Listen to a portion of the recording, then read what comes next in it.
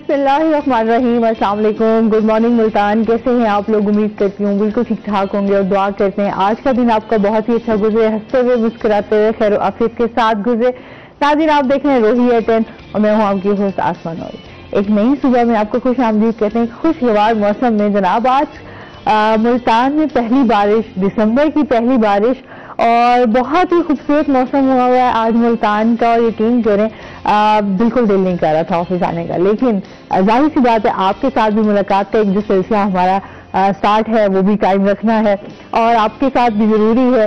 इस प्लेटफॉर्म पे आज वैसे घर में लोग जो है ना वो बड़ा एंजॉय कर रहे होंगे इस मौसम को, और जो स्पेशली वर्किंग लोग हैं जो बाहर ऑफिस के लिए भी जा रहे होंगे, जो अभी तो खैर बच्चों की छुट्टियां हो चुकी हैं, बच्चे भी घर में एंजॉय कर रहे हैं विंटर्स को, तो इसी के साथ साथ घरों में मजेदार पकवान भी तैयार हो रहते हैं। इस खास मौसम में जो है वो पकोड़े भी तैयार होते हैं और उसके साथ साथ डिजर्ट्स भी अच्छी अच्छी। गाजर का हलवा आपको पता है कि तमाम लोगों का पसंदीदा होता है। सोन हलवा तो यहाँ की आपको पता है कि एक सौगात ही है। कुछ लोग घरों में तैयार करते हैं, कुछ लोग जो है वो बाहर से भी खरीद कर खाते हैं। तो इस मौसम का भरपूर मजा लेते हैं, तो आप भी इंजॉय करिए, हम भी यहाँ आपके साथ इंजॉय करेंगे। हमारे साथ जो है आज गेस्ट मौजूद हैं, वो है जी हमारे रोही के रिपोर्टर शकील सुल्तान। अस्सलाम वालेकुम। वालेकुम सलाम। कैसे हैं आप शकील? आई एम गुड, आप ठीक हैं? अल्हम्दुलिल्लाह। आज तो मुझे लगता है शकील की थोड़ी सी ना मौसम की वजह से चेंज है। हाँ, सर्दियों की ये पहली बारिश है ना। तो कैसा लग रहा है मौसम? एंजॉय कर रहे ऑफिस आते हुए? आपने कहा ना कि ऑफिस आने को दिल नहीं कर रहा था। हाँ, मैं अभी भाई को कह रहा था कि आज दिल नहीं कर रहा था। हाँ सीरियसली। और फिर मुझे मैंने कहा आज थोड़ी ठंड भी जरा कम है, नहीं मजेदार ठंड है आज। मजेदार, तो वो अच्छी भी लग रही थी। और फिर ऑफिस आते हुए आपको पता है कि वो फिर थोड़ा आपका वो जो सफर होता है यहाँ तक घर से ऑफिस तक का, वो भी बड़ा अच्छा रहता है। बूंदाबांदी में गुजरा है। हाँ। सही। अच्छा जी, और आज हम बात करेंगे शकील से थोड़ा सा मौसम के हाल से भी। आपको पता है कि सब्जियों फलों के रेट्स तो ये हमें हमेशा बताते ही रहते हैं और उसके बाद हमें होता है ना महंगाई के हवाले से आगाह करते रहते हैं कि कितनी महंगाई हो चुकी है, कितनी कम हो रही है। अच्छा, कितने लोग जो है इससे फायदा उठा रहे हैं, कुछ नहीं उठा रहे है ना? नहीं भी उठा रहे लेकिन उठा रहे हैं महंगाई से फायदा। अच्छा, सब सारे उठा रहे हैं। खैर हम तो यही कहते हैं कि अल्लाह ताला से हमारी दुआ है कि अल्लाह पाक जो है हमारे लिए आसानियां करे, हमारे इस मुल्क के लिए आसानियां करे जिसमें बहुत ज्यादा मुश्किल वक्त से हम लोग गुजर रहे हैं। अच्छा, और इसके साथ साथ जो हमारी टॉप स्टोरीज हैं वो थोड़ी सी इस हवाले से बात कर लेते हैं कि क्रिकेट के शायकीन के लिए जो है वो थोड़ी सी बुरी खबर है। पाकिस्तान और न्यूजीलैंड के माबैन होने वाले जो टेस्ट मैचेस हैं उनकी जो मेजबानी है वो इस बार मुल्तान नहीं कर सकेगा, क्योंकि इस समय तमाम मैचेस जो है वो कराची में ही हो रहे हैं, क्योंकि यहाँ पर थोड़ा मौसम की वजह से भी, क्योंकि धुंध पड़ रही थी बहुत शदीद और उसकी वजह से कैंसिल कर दिए गए। और अभी हम देखते हैं कि क्रिकेट मैच जो है वो कैसा जा रहा है, क्योंकि जाहिर से यहाँ पर हमारा लास्ट जो मैच हुआ इंग्लैंड का, वो इंग्लैंड का बड़ा अच्छा रहा। कुछ मुश्किलात भी आई जो हमेशा हम डिस्कस करते हैं। तो अभी क्या अवाम का रद्द अमल है? कुछ है, कुछ आपको नजर आ रहा है कि अवाम क्या कहती है इस बारे में? अवाम वो अवाम जो क्रिकेट के साथ दिलचस्पी रखती है, जिनको शौक है स्टेडियम में जाकर अपने प्लेयर्स को सामने खेलता देखने का, उनके लिए तो एक बुरी खबर थी कि हमारे अपने शहर में इंटरनेशनल खिलाड़ी आने थे, वो नहीं आए। वो बुरा भला भी कह रहे थे मैनेजमेंट को भी, इवन के मौसम को भी। यार कभी तो खुश हो जाओ और हमें भी खुश रहने दो। ये फॉग की वजह से, इतनी शदीद धुंध की वजह से ये मैच हमारे जो मुल्तान शहर में एक टीम आनी थी, इंटरनेशनल गेस्ट हमारे आने थे, स्टेट गेस्ट आने थे, वो नहीं आ सकेंगे। मौसम की सूरत हाल सबके सामने है। इवन के पूरे पंजाब में ही शदीद धुंध है जिसकी वजह से मैच को उन्होंने कैंसिल किया। पहले तो अफवाहें थी कि मैच शायद कैंसिल हो जाए, लेकिन 2-3 दिन पहले उन्होंने कंफर्म कर दिया है पाकिस्तान क्रिकेट बोर्ड ने कि फॉग की वजह से मैच को, अगर वो फर्ज करें वो ये कंसीडर भी करते हैं कि आगे मौसम शायद बेहतर हो जाए, जिस तरह आज बारिश हो गई है, धूप में कुछ कमी हो जाएगी लेकिन शाम को फिर भी पड़ जानी है, तो कह रहे थे अगर बुला भी लेते हैं तो आई थिंक 4 से 5 दिन का मैच है, तो किसी भी दिन मसला आ सकता है, तो वो सारा शेड्यूल डिस्टर्ब हो सकता है। तो उन्होंने सारे मैचेस जो हैं वो कराची में ही करवाने का फैसला किया। कराची में मौसम कदरे कंट्रोल है बनिस्बत मुल्तान के। मुल्तान में तो बहुत ज्यादा धुंध है। अब यहाँ पे ना वो आवाम भी है जो बहुत खुश है कि ज्यादा आवाम खुश है। मैं आपको एक बात खुश है मतलब जैसे लोग इवन के हमारे ही एक मतलब ऑफिस कोलीग्स हैं, वो उनको पता चला ना आए मैच कैंसिल हो गया है। मैंने कहा हाँ अल्लाह, मैंने दुआ की थी नमाज में। मतलब इनको इतनी परेशानी होती थी, मुझे पता चल गया ये किसने बोला होगा। तो लोगों की ये खुशी थी, क्योंकि आपको पता है इंटरनेशनल गेस्ट जब मुल्तान में आने थे, खेलने थे, जहाँ जहाँ उनके रूट्स थे वही सूरत हाल हो जानी थी जो इंग्लैंड के दौरान हुई थी। वो सिक्योरिटी रीजन, वो रास्ते ब्लॉक होना, तालीमी इदारे बंद हो जाना, लोगों के अपने पर्सनल प्लान्स होते हैं घूमने फिरने के, दोस्तों को अपने शहर बुलाने के, खाने पीने के, वो सारे कैंसिल हो जाते हैं जी। क्यों? टीम ने गुजरना है, सुबह भी रास्ता ब्लॉक, शाम को भी ब्लॉक। तो लोगों को ये खुशी थी। तो मुश्किलात बहुत पेश आई, तो खुद भी मुश्किलात का हम लोगों ने खुद फेस किया, क्योंकि हमारा तो ऑफिस भी इधर, आना जाना कर्फ्यू लगा होता था यहाँ पे। ऐसा लगता था हम कोई बच्चे नहीं, कैसे यहाँ पर काबू करके रख दिया गया। पहले दिन टीम आनी थी ना, बाहर हम खड़े थे कवरेज के लिए ना, पहले दिन जब टीम आनी थी तो बिल्कुल सन्नाटा था, और मैंने एक वीडियो बनाई, उसमें से लग रहा था कि बिल्कुल वीरानी छाई हुई हो, ऐसे मतलब क्या हो गया है यहाँ पे, समझ से बाहर है। ये कोविड के दिनों में याद है ना, कोविड में ऐसे ही हुआ था, मतलब आपकी मार्केट सब बंद हो गई थी। अच्छा, वो एक खौफ, वो हिरास, माफी दे, वो टाइम भी बड़ा वैसे बुरा था। फौज नाजिल हुई थी कंट्रोल करने के लिए। फौज का तो वैसे ही बड़ा डर होता है लोगों को। अच्छा, फिर जो बाहर निकल रहे थे ना, वो अल्लाह, उनको तो फिर वो भी फिर बड़ी सख्ती के साथ उनको भी घर बिठाया जा रहा था, नहीं घर बैठे आप, घर बैठे। और यहाँ पर भी जो उस दिन के हालात थे वो इसी तरह ही था कि हम लोगों को भी बहुत दूर फेंका हुआ था, नहीं? हाँ, मतलब कोरोना के दिनों में तो एक मतलब एक हिफाजत थी हर किसी की अपनी जिंदगी की, अब किसी और की जिंदगी की हिफाजत के लिए सबको परे परे किया हुआ था।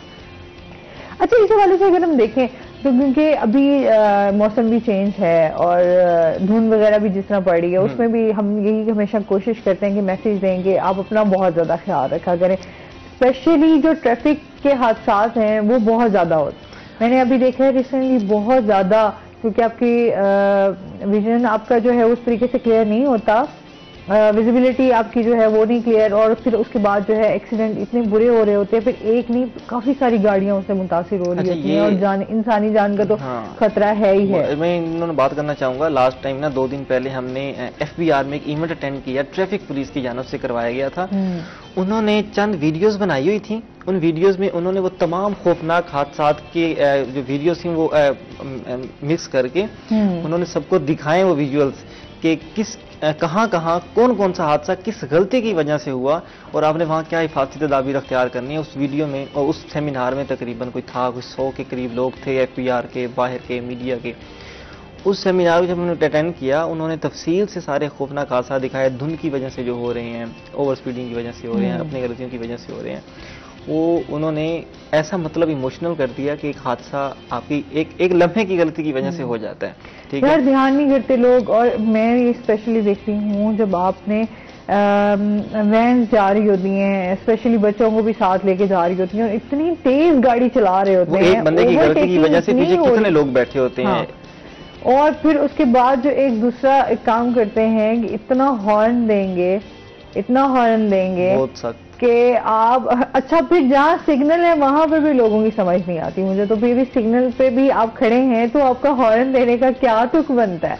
अभी रिसेंट कुछ दिन पहले की बात है, वो एक लेडी में, मैं खुद घर जा रही थी यहाँ से, तो पीछे से एक गाड़ी आई, वो भी उसमें भी खातून थी, और मैं हालांकि आर्मी की चेक पोस्ट पे थी। अच्छा।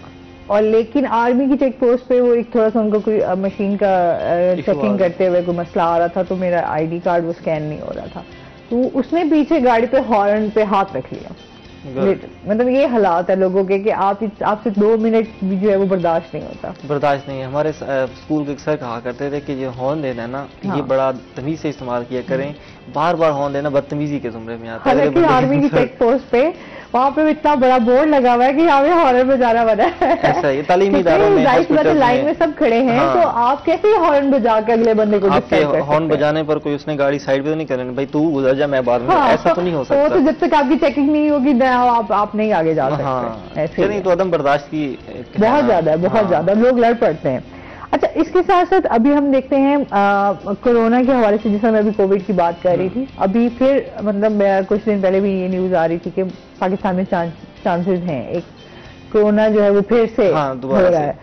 तो इस हवाले से भी आपने बड़ी एहतियात करनी है। क्या कहना चाहेंगे इस बारे में? तालीम के हवाले से भी हमें कई चैलेंजेस का सामना अब दोबारा से करना पड़ेगा। अगर कोविड की दोबारा से कोई इस तरह की सूरत हाल हमारे सामने आती है तो फिर वो जो तालीम का एक फिर वो सिलसिला डिस्टर्ब पहले हुआ था, जैसे अब भी मेरे ख्याल में फिर यही हाल होगा कि फिर से तालीमी इदारे बंद कर दिए जाएंगे या कारोबारी लोग जो है वो भी मुतासिर होंगे। क्या कहेंगे इस बारे में? कोरोना ने वाकई जहां जिस मुल्क में कोरोना फैला है वहां जिंदगी में ना जिंदगी के हर शोबे में तब्दीली आई है।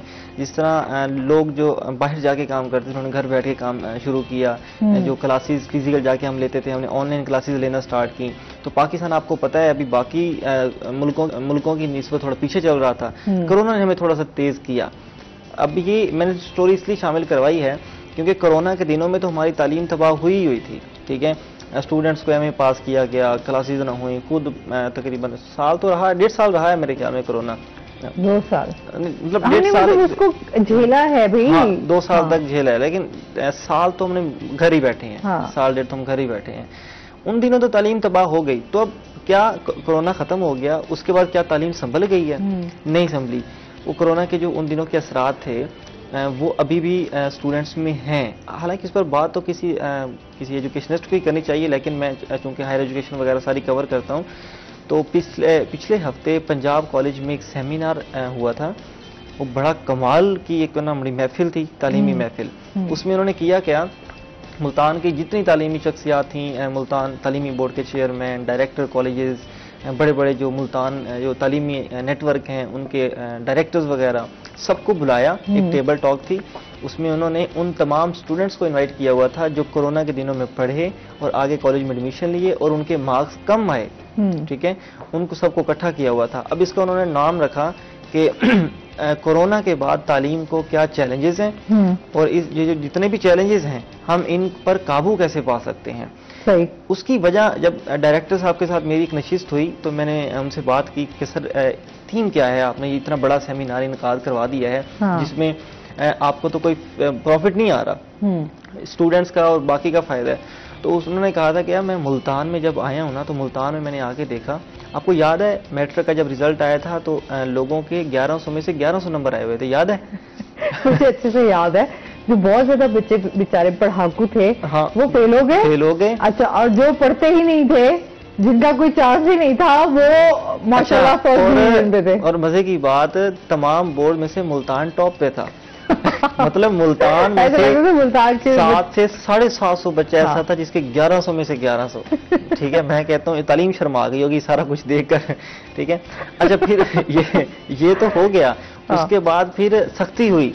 दूसरा ना इन्होंने कमेटी बिठाई कि चेक करें भाई हुआ क्या है। 1100 से 1100 नंबर आ गए हैं उर्दू में से, जिसमें खत में से एक नंबर कटना ही कटना वाजिब है, वो भी नहीं किसी का कटा, सारे नंबर पूरे आ गए। अच्छा, हमारे भी जब पेपर्स होते थे ना तो हम अपने पेपर्स की जो चीजें होती थी उसको काउंट करके ना कि इसमें से कितने नंबर जो है वो कटेंगे, पॉसिबिलिटी क्या है। हाँ, वो फिर उसी के मुताबिक ही तैयारी कर रहे होते थे। अच्छा इतने नंबर तो वैसे ही कट जाएंगे, इतने वहां से लगा ले, इतने वहां से लगा ले, काउंट करके ना टोटल बना लेते कितने नंबर आ सकते हैं। हम पास हो गए हैं। सही बात है। अच्छा, ये तो था कि 11 में से 1100 आ गए। हुकूमत ने सख्ती की। इस दफा चेकिंग पता नहीं कैसी चेकिंग हुई, या स्टूडेंट्स पता नहीं वो हिले हुए थे कोरोना की वजह से, ना कुछ पढ़ा ना कुछ लिखा, नंबर आ गए। इस दफा मुल्तान का मैट्रिक और इंटर का रिजल्ट इंतहाई लो आया। अब यकीन 40% की इतना रिजल्ट 45-48% था। इतना रिजल्ट आया। इसने फिर सवाली निशान खड़ा कर दिया। पहले सवाली निशान खड़ा किया कि इतने नंबर कैसे आ गए, अब सवाली निशान बन गए इतने कम नंबर कैसे आ गए। तो इस चीज को उन्होंने देखा कि ये वजह क्या बनी है। इस वजह का उन्होंने सोचकर उन्होंने एक सेमिनार करवाया। उसमें उन्होंने तमाम तालीमी शख्सियात को सामने रखा, जो पेपर लेते थे, जो पेपर बनाते थे, जो बोर्ड संभालते हैं, जो कॉलेज को देखते हैं। आप सामने इकट्ठे बैठे, उनके सामने उन्होंने सवाल रखे। उन सवालों के सब ने अपने अपने जवाबात दिए और उन जितने भी जवाबात थे, जितनी भी तजावीज़ थी, उन्होंने एक समरी बनाकर हुकूमत को भेजी है कि हमारी तालीम को ये चैलेंजेस हैं, इनके फलां मौके को हम इस्तेमाल करके आगे बेहतर कर सकते हैं। अच्छा, तो मजे की चीज ये थी स्टूडेंट्स को ना मौका दिया गया कि आपके सामने बोर्ड का सेक्रेटरी भी बैठा है, डायरेक्टर कॉलेज भी बैठा है, बाकी अफसरान भी बैठे हैं, आप खुल के इनसे सवाल कर लें। सही है। स्टूडेंट्स के सवाल बड़े मजे के थे। स्टूडेंट कहते हैं सर प्रैक्टिकल जो है, प्रैक्टिकल में नंबर, आपको पता है प्रैक्टिकल आपने भी मैट्रिक इंटर की होगी सारी, आपको पता है प्रैक्टिकल नहीं पढ़ना। शकील कह रहे होते आपने की नहीं, मतलब आप सीनियर है ना हमसे। अच्छा। तो जब आपने मैट्रिक इंटर की होगी, हाँ। पता नहीं उस टाइम का क्या एनवायरनमेंट होगा। इतनी सीनियर नहीं हूँ वैसे, तुम सोच समझ के बोलो। तो एक सिलेबस का भी डिफरेंस आ जाता है, हाँ। पेपर पैटर्न का फर्क आ जाता है, तो हाँ। उस हवाले से बात कर रहा हूँ। सही है, ठीक है। हाँ, ठीक। तो स्टूडेंट्स कहते हैं, आपको पता है प्रैक्टिकल में ना नंबर सिर्फ कहने पर लग जाते हैं, जी ये रोल नंबर है। तो स्टूडेंट्स ने कहा सर हम पढ़ के जाते हैं, ठीक है, सेक्रेटरी सामने बैठा है, बोर्ड का सेक्रेटरी सामने बैठा है, चेयरमैन सामने बैठा है, सर हम पढ़ के जाते हैं, जो जिनके रोल नंबर जाते हैं उनके नंबर लग जाते हैं, जो हम पढ़ के जाते हैं हमारे नंबर नहीं लगते, आपका बोर्ड क्या करता है इसमें। उन्होंने जवाब देना पड़ गया।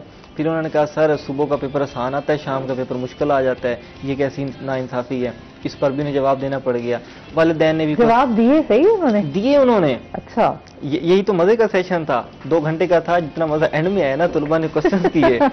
ठीक है, और वो एंड वाला पार्ट जो है ना, जाहिर सी बात है स्टूडेंट्स का फिर जरा मजेदार ही होता है। अच्छा, दरमियान में फिर ना मजे की चीज ये थी मेरे लिए, तो ये बड़ा इंटरेस्टिंग सेशन था, मैं एजुकेशन के साथ मुंसलिक रहता हूँ। हर ऑफिसर देखे ना आपके सामने एक तजर्बा का बैठा है तालीम के शोबे का, और वो अपने एक्सपीरियंस शेयर कर रहा है, ये बड़ी मजे की चीज होती है, कोई आपको अपने एक्सपीरियंसेस बता रहा हूँ। तो उन्होंने तमाम चीजें बताई कि हमारी तालीम में एक तो कोविड के दौरान, आप ये देखें कोविड के दौरान पढ़ने के लिए मोबाइल की भी जरूरत पड़ी।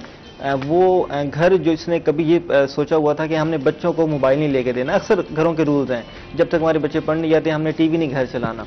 ठीक है, तो वो कहते हैं जब कोविड आया तो हर घर ने मोबाइल लिया। ठीक है, इन दिनों सरमा की छुट्टियां हुई हैं, आप हर कॉलेज का पेज चेक करें, उन्होंने ऑनलाइन क्लासेस स्टार्ट करवा दी हैं। तो एक तब्दीली ये आई, ठीक है, मतलब हम डिजिटल सिस्टम की तरफ ना मुंसलिक, हमारा दोबारा से रुझान हुआ। फिर दरमियान में से ना उन्होंने वालिदैन को पकड़ा, जितने भी अफसरान बैठे थे ना, उन्होंने कहता था सारा कसूर हम टीचर्स पर, हम अफसरान पर न डालें, वालिदैन का। उसने हाथ जोड़ के कहा माजरत के साथ, ये स्पोर्ट्स का ऑफिसर था, कहता माजरत के साथ सबसे ज्यादा तालीम को और बच्चे को खराब करने में वालिदैन का किरदार है। अच्छा, सारा मलबा ही उन्होंने वालिदैन पे डाल दिया। उसकी वजह उन्होंने बताई। वजह ये थी कि उस सेमिनार में वालिदैन भी शरीक थे, फीमेल्स भी शरीक थी। तो उन्होंने ना ऐसे इशारा करके कहा कि आजकल की माएँ मोबाइल पर लगी रहती हैं, बच्चे पर तवज्जो नहीं दी जाती। एक उन्होंने ये इशू बनाया।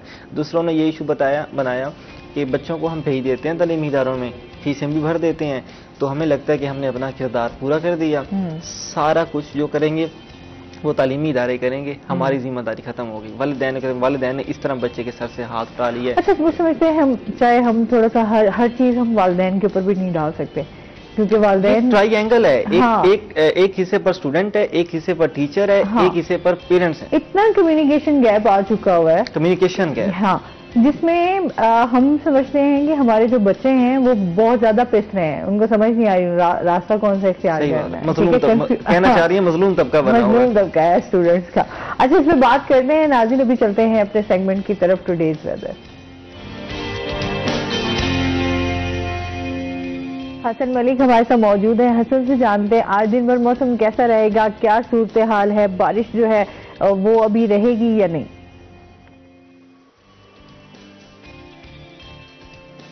जी आसमा, शहर ओलिया मुल्तान में आज मौसम सरमा की पहली बारिश से मुल्तान का मौसम बहुत खुशगवार हो गया है।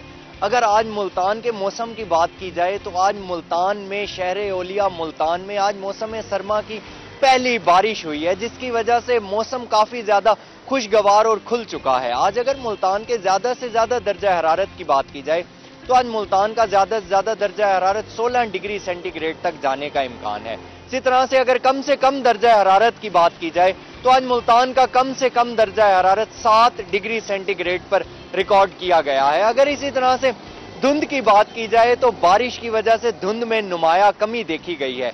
अगर मोटरवेज और फ्लाइट ऑपरेशन की बात की जाए तो धुंध में नुमाया कमी के बाइस मोटरवेज और फ्लाइट ऑपरेशन मामूल के मुताबिक जारी हैं।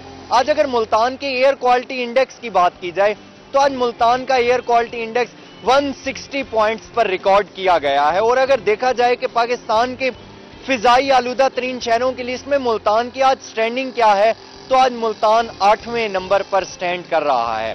महकमा मौसमियात की जानिब से ये पेशगोई की जा रही है कि आज पूरा दिन मुल्तान का मौसम बादलों की लपेट में रहने का इम्कान है। और इसी तरह से महकमा मौसमियात की जानिब से ये पेशगोई भी की जा रही है कि आइंदा 24 घंटों के दौरान मुल्तान का मौसम बादलों की लपेट में रहने के साथ साथ बारिश का भी हल्का बहुत इम्कान जाहिर किया जा रहा है। अगर बात की जाए आज हवा में नमी के तनासुब की, तो आज शहर ओलिया मुल्तान में हवा में नमी का तनासुब 94% तक रिकॉर्ड किया गया है।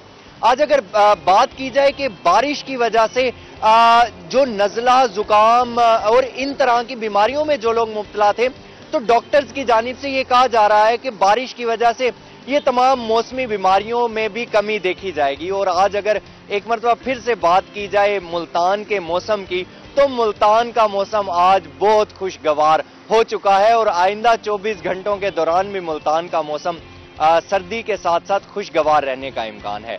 जी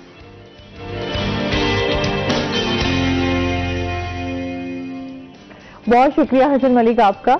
अच्छा, वाकई ना बाहर का मौसम जिस तरह अभी हम देख भी रहे थे कि हम तो खैर अब स्टूडियो में मौजूद हैं, लेकिन जब तक बाहर मौजूद थे बाहर का मौसम बड़ा दिलकश लग रहा था, है ना। मुझे लगता है आज शकील जो है ना बहुत आज ऐसे सुस्त लेजी सा, हालांकि मौसम जितना अच्छा है इसमें इसको बहुत एनर्जेटिक होना चाहिए, लेकिन आज ये सब्जियों फलों की कीमतें बताते हुए बहुत एनर्जेटिक होता है, बट आज शो में नहीं लग रहा। इनसे मजीद भी जो है वो बातचीत करेंगे। नाज़रीन, अभी हमने जाना है ब्रेक पे, हमारे साथ रहिएगा।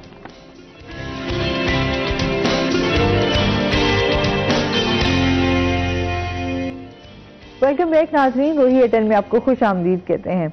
अच्छा जी, आज की चाय भी बहुत ज्यादा मीठी है, मुझे लगता है मौसम के साथ मज़ीद शक्कर डाल दिया। हाँ, उन्होंने कहा ऐसी तगड़ी मीठी चाय पिलाई जाए ना कि सब मीठे हो जाए। चाय पसंद है, मीठी हो या जो भी हो, चाय के साथ तो लोगों का वैसे रिश्ता बड़ा। हाँ, मेरा चाय के सब्र से बड़ा स्ट्रॉन्ग लेकिन मुझे इतनी मीठी चाय पसंद नहीं है। नहीं, मेरा चाय के साथ ज्यादा मजबूत रिश्ता नहीं है। अच्छा, वक्ती रिश्ता अख्तियार करता होता हूँ मैं जब इसकी जरूरत पड़ती है। हमें चाय की बड़ी जरूरत रहती है और मेरी तो वैसे भी आंख नहीं खुलती चाय के बगैर। चाय मैं ज्यादा पीता नहीं था, पिछले दिनों स्टेडियम में कवरेज करते रहे ना, तो वहाँ एक चाय और बोतल ये हमेशा पड़े होते थे। अब बोतल तो ज्यादा पी के मसला बन जाता है ना, गला खराब हो जाना। वैसे भी नहीं पीनी चाहिए आपको, अपनी सेहत के लिहाज से देखें तो चले चाय से बेहतर है। तो वहाँ पे फिर अच्छी होती थी चाय उनकी, चाय वगैरह, फिर चाय पीते रहे तो फिर कुछ आदत हो गई। अब आदत हो गई। सर्दियों में आके तो चाय के साथ रिश्ता कायम हो जाता है। मैंने एक दफा लगाई पोस्ट कि इन दिनों सर्दियां आ रही हैं, चाय के साथ मुझे लगता है अब रिश्ता ना बनाना पड़ेगा। लोगों ने कमेंट्स किए, भाई चाय सदाबहार चीज है, आप इसके साथ ये धोखा ना करें, वक्ती रिलेशन बनाएं, आप पूरा साल लेके चले चाय को अपने साथ। बिल्कुल ऐसे ही है, उन्होंने सही कमेंट किया कि चाय के साथ आप इस तरह ज्यादती नहीं कर सकते। गर्मियों में मैंने कहा हमारे गर्मियों में, अच्छा मैं गर्मियों में भी पीती हूँ, 2 टाइम तो चाय चलती है। मुझे बड़ा अजीब लगता है कि गर्मी हो, इतनी गर्मी हो, पसीने आ रहे हो और लोग 2-2 कप चाय के पी रहे हो, उनको देख के मुझे कुछ हो रहा था कि ये हो क्या। देखे ना गर्मी में जब चाय पीने वालों से पूछे ना क्या चाय की लज्जत है, खासियत है। आप चाय पीने वालों के साथ बहस करें, वो गल पड़ जाएंगे। ऐसा नहीं है, ऐसा नहीं। मतलब वो ये कहेंगे यार चाय को तुम ये कह रहे हो, गर्मी में चाय के बारे में बुराई नहीं ना सुन सकते, ये एक मसला है, गुस्ताखी हो जाती है। गुस्ताखी है। अच्छा, इसके साथ साथ अभी हम जिस तरह एक मौसम की भी, ये तो हम थोड़ी सी मैंने कहा चिट चैट भी करें ना, मौसम को भी इंजॉय करें। अभी जिस तरह छुट्टियां हैं, छुट्टियों के दौरान हम अगर स्पोर्ट्स की बात करें तो अभी आप भी ग्राउंड्स की क्या सूरत हाल है, स्टूडेंट्स ने रुख किया है कि नहीं किया, पेरेंट्स की भी कोई दिलचस्पी नजर आती है। ऐसे हम जैसे बात कर रहे थे पेरेंट्स के हवाले से कि स्टूडेंट्स बेचारे जो है वो कंफ्यूज ही रहते हैं, वो इसीलिए कंफ्यूज रहते हैं कि पेरेंट्स अब बिजी भी होते हैं, समटाइम वो टाइम नहीं उस तरीके से दे पा रहे होते बच्चे को, और जो टीचर्स हैं, स्पेशली जो हम कम्युनिकेशन गैप की बात कर रहे थे, कि टीचर्स भी उस तरीके से अब बच्चों को लेकर नहीं चल रहे होते, जिसकी वजह से हम बच्चों को तो बहुत ज्यादा डांट और इस तरह ले जाते हैं कि बच्चों का बहुत ज्यादा कसूर है। कहीं ना कहीं हमारे इर्द गिर्द का माहौल जो है वो भी बहुत ज्यादा। ये आपने बड़ा अच्छा पॉइंट दिया है कि हमने ना बच्चों को इन्वायरमेंट ही ऐसा दे दिया है, वो चाहे टीचर है, वो चाहे पेरेंट है। ये उस सेमिनार में बात की गई थी कि स्पोर्ट्स की बहुत कमी हो गई है तालीम में, जिस वजह से बच्चे जो हैं वो सोशल होना बंद हो गए हैं। ठीक है, और बच्चों की जो फिटनेस है वो खत्म हो गई है, एक माइंड का जो एक एक्टिव होना है वो खत्म हो गया है, और वो स्पोर्ट्स से आता है। तालीम तो वो किताब और लिखने, पढ़ने और लिखने तक मेरे ख्याल में यहाँ तक रह गई है, क्योंकि लिखेंगे पढ़ेंगे नंबर आएंगे और यही तालीम हो गई है। हालांकि तालीम पहले होता था तालीम और तरबियत, अब सिर्फ तालीम रह गई है। तो उसमें उन्होंने एक बात की थी कि स्पोर्ट्स बड़ी जरूरी है इस हवाले से। तालीम भी वो जो सिर्फ आपने रट्टा लगाया और बस उसके बाद सिर्फ इम्तिहानात तक जो है वो आपकी तालीम है। हाँ, ये उसमें ना ये हमारे एडिटर साहब भी, डॉक्टर अमजद बुखारी साहब भी में शरीक थे, तो उनसे भी पूछा गया सर आप क्या कहना चाहेंगे, तो इन्होंने कहा हमारा जो है ना, हमने बच्चे को टारगेट दे दिया है कि नंबर लेने हैं, तो वो अपना पूरा साल नंबर लेने के मुताबिक गुजारता है, उसमें बाकी चीज़ें शामिल नहीं करता। चलिए ये तो एक साइड बता गया, मौसम सरमा आ गया है, छुट्टियां हुई हैं। पाकिस्तान की बड़ी पुरानी रिवायत है कि जैसे छुट्टियां होती हैं तो बच्चों के काफिले नानी अम्मा के यहाँ रवाना हो जाते हैं। एक तो ये चीज़ है, लेकिन पिछले दिनों जैसे हम बाहर गए कवरेज के लिए, तो हम ना स्पोर्ट्स ग्राउंड से गुजरे, जैसे कलमचो इधर से आता है, हॉस्पिटल से आके आता है, स्पोर्ट्स ग्राउंड, जिम्नेजियम वगैरह, वहाँ काफ़ी रश था, ढोल बजने की आवाज़ आ रही हो, म्यूज़िक की आवाज़ आ रही हो। हम जा आगे रहे थे, हमने गाड़ी रुकवाई, वहाँ जाके देखा तो स्पोर्ट्स ग्राउंड में तो रौनक लगी हुई हो। मैंने कहा बस यहीं हम कवरेज करते हैं, स्टूडेंट से बात वगैरह की, तो फिर पता चला कि भाई मौसम सरमा की छुट्टियां हुई हैं, बच्चों को एक टाइम मिला है। इन दिनों ना तो पढ़ाई की टेंशन, ना डेली सुबह उठने की, जाने की, कल टेस्ट होगा, कल टीचर ने ये करना है, वो करना, कोई परेशानी नहीं। तो इन दिनों मौसम सरमा में छुट्टियां होने की वजह से मुल्तान के जितने भी स्पोर्ट्स ग्राउंड हैं वो माशाल्लाह से आबाद हो गए हैं, उनकी रौनकें बहाल हो गई हैं, मुख्तलिफ इदारे हैं, उनके टूर्नामेंट्स भी हो रहे हैं, क्योंकि मतलब एक अच्छा वो एक एनवायरनमेंट भी अब मिलेगा बच्चों को। अच्छा, तुलबा से हमने बात की, वो भी इनका ये कहना था कि अब हमारे पास टाइम है, जो स्पोर्ट्स में दिलचस्पी रखते हैं, स्पोर्ट्स को, अच्छा कुछ लोग अब स्पोर्ट्स को अपना करियर भी बनाते हैं ना, तो उनके लिए ये बेस्ट टाइम है सरमा की छुट्टियां, कि वो ग्राउंड्स में जाएं और बार बार अपनी खेल को प्रैक्टिस में लाएं और उसको अच्छे से अच्छा करें, टूर्नामेंट्स में पार्टिसिपेट करें। उसके बाद फिर वही स्टडी एक्टिविटीज़ हो जानी है, उन्होंने दोबारा से मसरूफ हो जाना है। तो ये एक अच्छा टाइम था और इसमें फिर इदारे भी हिस्सा ले रहे हैं, तुलबा भी। सरमा की छुट्टियां होती भी तो बहुत कम है, 10, हमें तो 10 दिन की छुट्टियां मिलती थी, और 10 हैं। अच्छा, कुछ स्कूल में अभी 15 डेज की हैं, कुछ में 10 की हैं, इस तरह भी चल रहा है। लाहौर में अभी मौसम की सूरत हाल ज्यादा सख्त है, तो वहाँ पे सर्दी छुट्टियां बढ़ा दी गई, ठीक है, इधर उधर नहीं बढ़ाई गई। मजे की बात है, ये कौम, मतलब फेसबुक पोस्ट चल रही है कि ये मेहनती और पढ़ी लिखी कौम भेंट कर रही है कि मजीद छुट्टियां बढ़ा दी जाए। तो छुट्टियां, अच्छा, हम लोग अक्सर एक बात करते हैं, हमने खुद इस चीज से गुजरे में, पढ़ाई की मैं उसमें बात करूं तो मुझे वाकई मुझे होता था कि पढ़ाई से आप जितना दूर भाग सकते हैं ना भागे, जितना कोशिश हो सकती है। तो मैं खुद भी कोई इतना वो नहीं होता था, बट सब हमारा एनवायरनमेंट जो है ना वो बड़ा मैटर करता है। अगर चीजों में एक्टिविटी हो और उसके साथ साथ आप चीजों को लेके चल रहे हो ना, तो फिर बच्चे का जो है इंटरेस्ट बढ़ता है। प्रैक्टिकल और इंटरटेनमेंट वाला जो पार्ट था ना, वो तालीम से कम हो गया, जिस वजह से ये ऐसा हो रहा है। जब मैं अपना अगर टाइम याद करूं, ये उस वक्त सेमिनार में भी बात हो रही थी, जब हम 3-4 क्लास में, तो मुझे वो टाइम बड़ी अच्छी तरह याद है, स्कूल्स के ना आपस में टूर्नामेंट हुआ करते थे, और वो टाइम बड़ा मजे का होता था। अब सिर्फ ना स्पोर्ट्स गाला करवाते हैं 1 हफ्ते का, वो भी तुलबा का आपस में, और वो भी बड़ी मुश्किल से जाके ना करवाते हैं, और उसमें भी काफी लिमिटेशन होती है, चंद एक स्पोर्ट्स डाल देते हैं। तो वो बोर्ड वाला सेक्रेटरी और चेयरमैन खप रहे थे कि हमारे पास फंड भी है, देखिए हर स्टूडेंट जो तालीम ले रहा है ना, वो उन्होंने फंड, हर साल का फंड तालीम का उसका स्पोर्ट्स का जमा करवाते हैं, लेकिन उसका 2% भी स्टूडेंट को नहीं मिलता। क्यों? वो बोर्ड वाले कहते हैं कि हमारे पास फंड भी है, प्लानिंग भी है, हम टूर्नामेंट्स भी करवाते हैं, लेकिन इदारे खुद हमारे पास नहीं आते। अच्छा, हमारे तो बाकायदा, मुझे याद है, मैं क्योंकि आर्मी स्कूल से पढ़ी, हाँ, तो हमारे बाकायदा हमारे एक्टिविटीज बहुत ज्यादा होती थी, ठीक है। फिर उसके साथ हमारे स्पोर्ट्स के हवाले से बड़ा, हमारा 1 घंटा तो मुकम्मल लाजमी होता था, डेली का मजे की। और उसमें ये होता था कि हम लोग कभी जो है वो डिफरेंट गेम्स आपको जो है वो करवाई जाती थी। कभी अच्छी थी गेम्स में मैं भागने में बहुत अच्छी थी, रनिंग में। और उसके साथ एक पीटी का हमारा एक पीरियड होता था, वो तो खैर सुबह में ही हमारा होता था, वो लाजमी आधे घंटे का जो है वो भी हमारा सेशन होता था। उसमें भी आपको बड़ा कलरफुल, आपका एक वाइट कलर का ड्रेसेस होते थे, फिर कलरफुल आपके पास जो है वो आपके पास छड़ियां भी होती थी, डिफरेंट आपने जो है वो एक्सरसाइज भी होती थी, मतलब वो बड़ा अच्छा हमारा एक आर्मी स्कूल का था। और उसके बाद फिर एक हमारे जो है एक दिन होता था होम इकोनॉमिक्स का, उसमें आपकी जो है वो खाने शाने भी आपकी टीचर्स आपको एक्टिविटीज वो मुझे टाइम बड़ा याद है, मेरी सिस्टर्स जो है ना, वो बनाती थी होम उसकी बुक्स ना, इकोनॉमिक्स की। हालांकि हम 6th क्लास में थे, अब ये चीज नहीं है उसमें ना, उन्होंने फूल इकट्ठे किए होते थे, बीज इकट्ठे किए होते थे, सूट, मुख्तलिफ छोटे छोटे कपड़े लेकर उन पर कढ़ाई के डिजाइन किए होते थे। ये भी हमारे आर्मी स्कूल में शामिल होती थी। हाँ, और खाने जी, आज हमने पढ़ा है कि आज कस्टर्ड कैसे बनाना है, तो आज हमें टीचर ने ये बताया, ये बना के जाना है, और हम छोटे सोचते थे कि यार इनकी ये बुक कितनी मजे की है, मतलब खाने पकाना सीख रहे हैं। बचपन की यादें हम साथ साथ, हम लड़कों की ज़राअत होती थी, हम खेतों में हमारा काम होता था।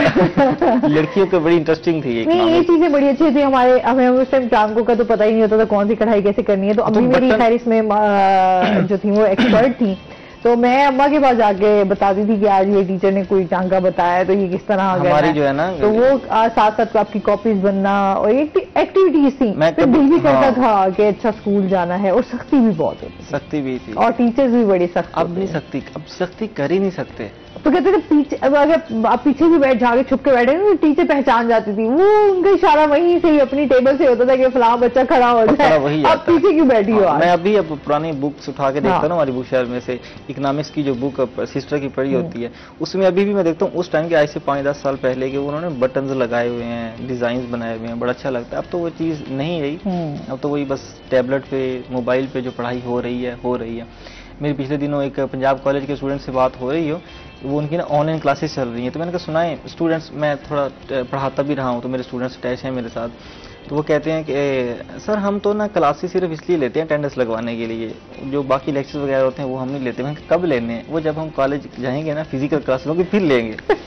तो एक तरफ से इधर से भी निगरानी नहीं है, ऑनलाइन क्लासेस भी एक ऊपर से बाहर नहीं चल रही हैं जी। हम मतलब इदारा ये कह रहा है कि हम ऑनलाइन क्लासेस करवा रहे हैं, लेकिन आगे उसकी जो आउटपुट है वो 0 के हिसाब से है। अच्छा, हमारे यहाँ जिस तरह का चीजें हैं ना, वो सिस्टम इस तरह का है कि हम ऑनलाइन वाले सिस्टम पे जा ही नहीं सकते, अभी सही तरह अडॉप्ट नहीं कर पा रहे। हाँ, और ना ही उस चीज पे हम सेटिस्फाई हो सकते हैं, ना पेरेंट्स, ना टीचर्स, ना स्टूडेंट, ये चीजें अभी मुकम्मल ऐसा आएगा जैसे जैसे एक दफा फिर कोरोना को आना पड़ेगा। फिर सही, अल्लाह का नाम लो, फिर सही तरीके से। हम पहले ही इतनी चीजों से गुजर रहे हैं, ऑलरेडी महंगाई मुल्क की इस टाइम जो सूरत हाल है उसमें इस्तेहकाम नहीं है, बीमारियां ऑलरेडी बहुत सारी, डेंगू से अभी तक हम फाइट करते दोबारा नजर आए हैं, ठीक है। और कोरोना जो है वो तो वैसे ही आपको पता है कि जस्ट एक नाम भी सुनते जाए ना तो आपके अंदर खौफ हिरास फैल जाता है। अच्छा, और वो आपकी सब चीजें डिस्टर्ब हो जाती हैं, ऐसा ही। और वो मुल्क तो वैसे ही आपको पता है कि इस टाइम मईशत कैसी है। नहीं, मुल्क मजीद कोई इस तरह का वबा नहीं बर्दाश्त कर सकता। हाँ, बिल्कुल ऐसे ही है। तो अल्लाह ताला जो है हमें इन बीमारियों से बचाए और महफूज रखे, आमीन। अच्छा, इसके साथ साथ शकील की बात से हंसड़ी, ये कह रहे कोरोना दोबारा है। नहीं, वो मतलब कुछ ऐसा हो कि लोगों को ऑनलाइन तालीम लेना आए। ये हमारी ऑडियंस सुन रही है, व्यूअर्स देख रहे हैं, वो क्या सोचेंगे? मकसद ये कि अल्लाह बचाए किसी भी ऐसी वबा से। मकसद ये कि लोग ऑनलाइन एजुकेशन की तरफ सही तरीके से नहीं आ पा रहे, हालांकि इससे फायदा बहुत उठाया जा सकता है। अच्छा, ऑनलाइन का तो हम लोगों को पता है ना कि अब जिस तरह लोगों में अवेयरनेस बहुत ज्यादा आई डिजिटल मीडिया आने की वजह से, जो हम बहुत पीछे चल रहे थे अब थोड़ी सी उस हवाले से आगे जाते हुए दिखाई देते हैं। स्टूडेंट्स की भी इंटरेस्ट नजर आता है कि किस तरह उन्होंने घर बैठे जो है ऑनलाइन अपना अर्निंग कर सकते हैं। अच्छा, फिर जो हमारी बच्चियां हैं स्पेशली जिनके पास जॉब्स नहीं है, जो घर, अच्छा शादी हो चुकी है, यानी तो इस तरह फायदा बहुत हुआ है लोगों को। अच्छा, शुरू का था, अभी थोड़ा सा ये कि कुछ मरहला है ये भी सीखने से ही है, सीखे बगैर आप कर नहीं सकते। इंशाल्लाह कुछ ना कुछ। अच्छा, इसके साथ साथ मुल्तान में उभरती हुई एक नई सरकारी टीवी जो है उस हवाले से बताइएगा कि चेयरमैन हायर एजुकेशन जो है कमिश्नर इस्लामाबाद का एमरसन यूनिवर्सिटी मुल्तान का दौरा, और सीनियर फैकल्टी ने जो है वो क्या मुतालबात किए, दौरा कैसा रहा, और चेयरमैन ने क्या ऐसे जो है ऐलानात किए, इस हवाले से मुझे भी बड़ा इंतजार होता है एज अ न्यूज़ रिपोर्टर कि HEC की तरफ से कोई मेन बंदा मुल्तान आए, यूनिवर्सिटीज़ का विजिट करे, मसाइल सुने और कुछ ना कुछ दे के जाए। आखिर बड़ा उहदेदार आएगा, वो देखेगा, कुछ ना कुछ तो दे के जाएगा ना। तो एमरसन यूनिवर्सिटी आपको पता है 1920 से कॉलेज था, इदारा था, कॉलेज अब यूनिवर्सिटी बनी है। तो अब ये मजबूत हाथों में doctor Ramzan Ahmad vice chancellor जो हैं, उन्होंने अपने ताल्लुकात वगैरह यूज़ करके चेयरमैन को बुलाया। हायर एजुकेशन कमीशन का चेयरमैन मुल्तान आना ये बहुत बड़ी बात थी। उन्होंने एमरसन यूनिवर्सिटी का दौरा भी किया, सारा दिन एमरसन यूनिवर्सिटी में रहे। तो मुतालबात तो काफ़ी ज़्यादा थे, क्योंकि एमरसन यूनिवर्सिटी के वाइस चांसलर का विजन सुने आप। मैं उनसे पूछ रहा था, मैंने कहा सर आपका विजन क्या, आप इतनी मेहनत कर, कहते मैंने एमरसन यूनिवर्सिटी को ना सिंगापुर जैसी यूनिवर्सिटी बनाना है। मेरा ये मैंने मॉडल सामने रख दिया है, मैं जब तक यहाँ पे हूँ मैं इसको सिंगापुर जैसी यूनिवर्सिटी बना के जाऊंगा। चेयरमैन भी सुन रहा था। अच्छा, उसके बाद उन्होंने मुतालबात रखे कि हमें यहाँ पार्किंग चाहिए, हमें एक अच्छा कैफेटेरिया चाहिए, हमें प्लांट्स चाहिए, ग्राउंड की खूबसूरती। मुतालबात तो फिर हमेशा जो है ना वो बहुत ज्यादा होते हैं, इनका हल क्या, आगे हमें रिस्पॉन्स क्या मिलता है, इस पर मजीद बात करेंगे। नाज़रीन, अभी हमने जाना है ब्रेक पे, हमारे साथ रहिएगा।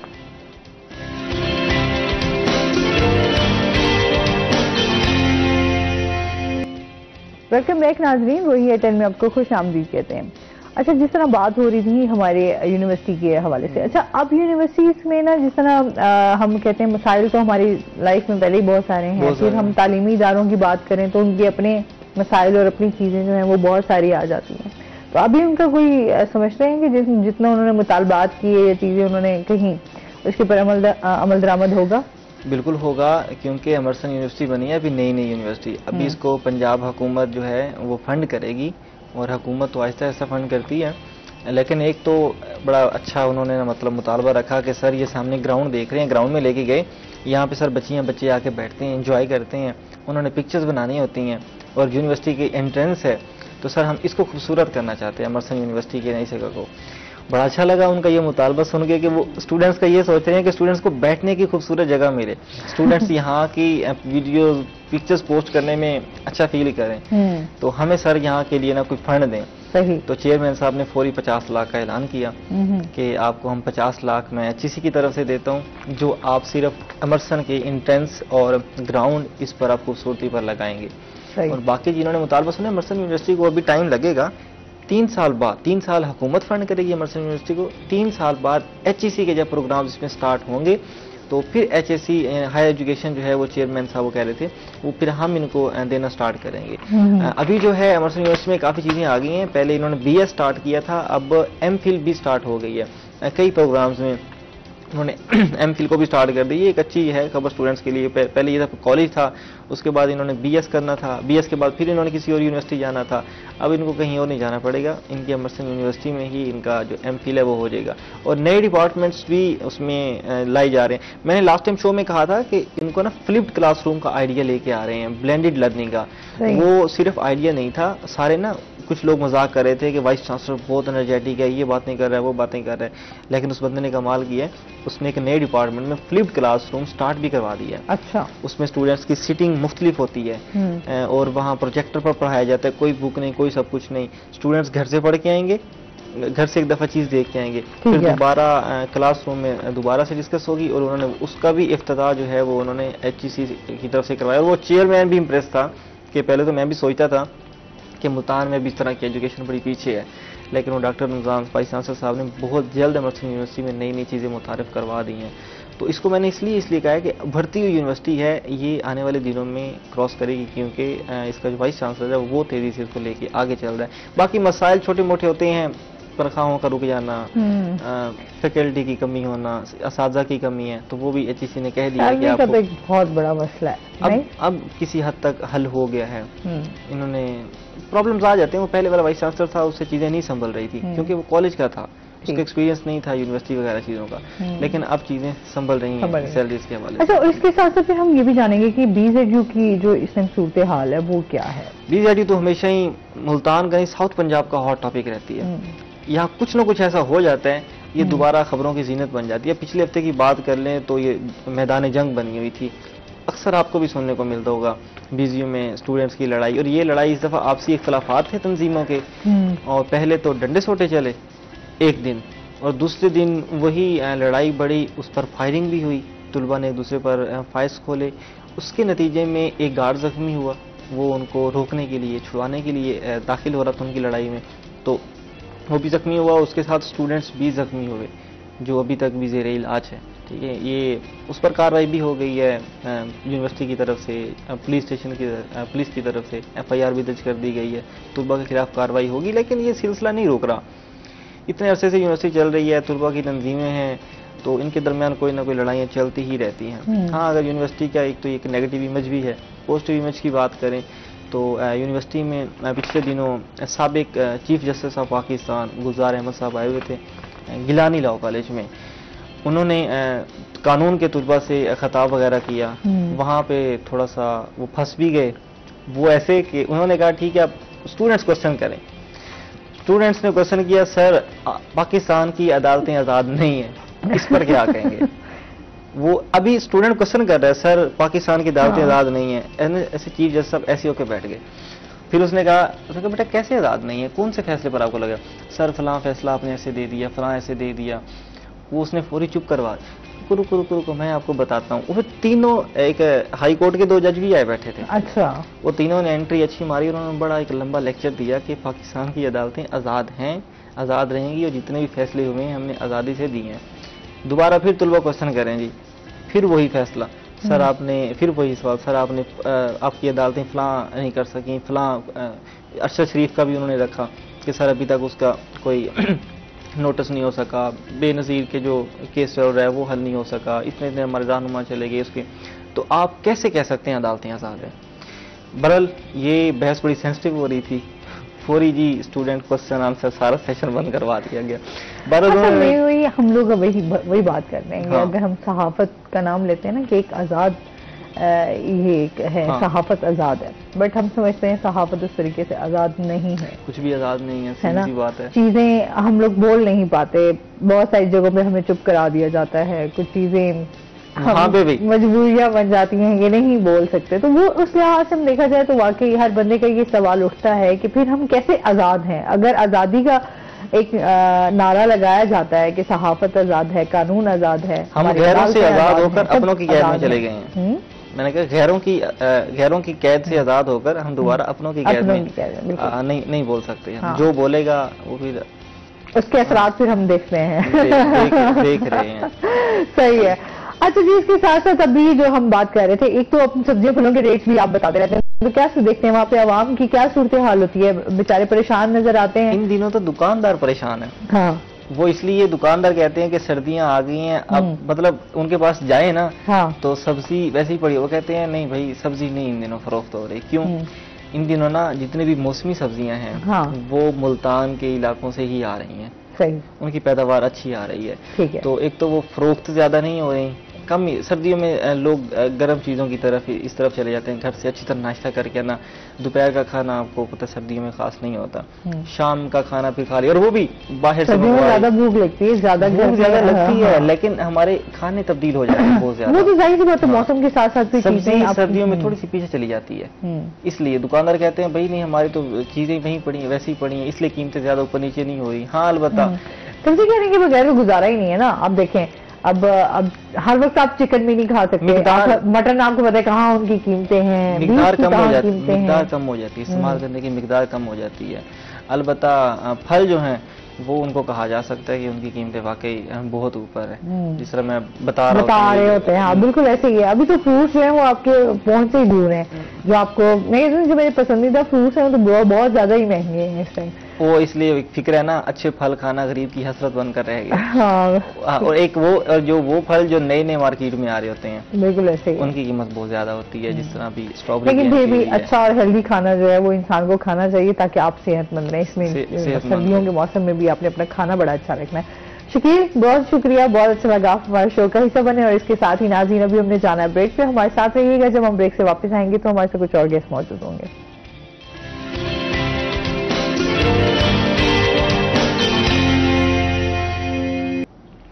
वेलकम बैक नाज़रीन, रोही एयरटेल में आपको खुश आमदीद कहते हैं। ब्रेक के बाद हमारे साथ गेस्ट मौजूद हैं, उनका तारुफ करवा देती हूँ। आज हमारे साथ मौजूद हैं जी ज़हूर अहमद धरेजा साहिब, जो कि चेयरमैन सरायकिसान कौमी कौंसिल हैं और इसके साथ साथ चीफ एडिटर सरायकी अखबार झोंक हैं। अस्सलाम वालेकुम, कैसे हैं आप? ठीक ठाक हैं? वेलकम करते हैं अपने शो में। और इसके साथ ही जो हमारे दूसरे गेस्ट हैं वो हैं जी डॉक्टर अंसर महमूद चट्टा साहब, जो कि director general wild life fisheries south Punjab से। अस्सलाम वालेकुम सर, कैसे हैं आप? ठीक ठाक हैं? वेलकम करते हैं अपने शो में आपको।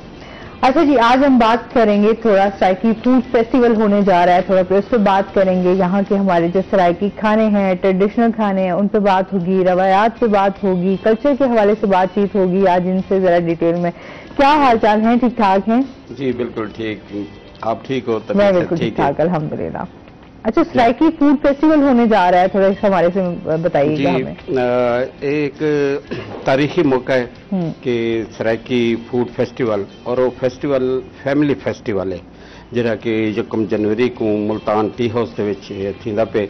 इहदे विच यह है कि सारी गाल रिवायात को जिंदा करने दी है और अपनी तहजीब को, अपनी सकाफत को, अपने कल्चर को, और वो गल ही जिहड़ा कि असां भुल गए से, खास तौर पे जिहड़े साडे देसी खाने जिहड़े होंदे हन, जिवें हुण असां कहंदे से गंदलां दा साग ते मक्खण मकई, हुण वो गंदलां दा साग ते मक्खण मकई वो बहुत घट मिलदे ना। साडे चीलड़े होंदे हन जिहड़े चावलें दी रोटी, इवें साडी बाजरी दी रोटी होंदी है, इवें मकई दी रोटी होंदी है, अच्छा चीने दा भत्त होंदे, और मुख्तलिफ जरे असर है सारे आला तो आला, ये नहीं कि ये सिर्फ बाजरी या मकई या चिलड़े, बल्कि सारा कुछ ही उनका हिस्सा है।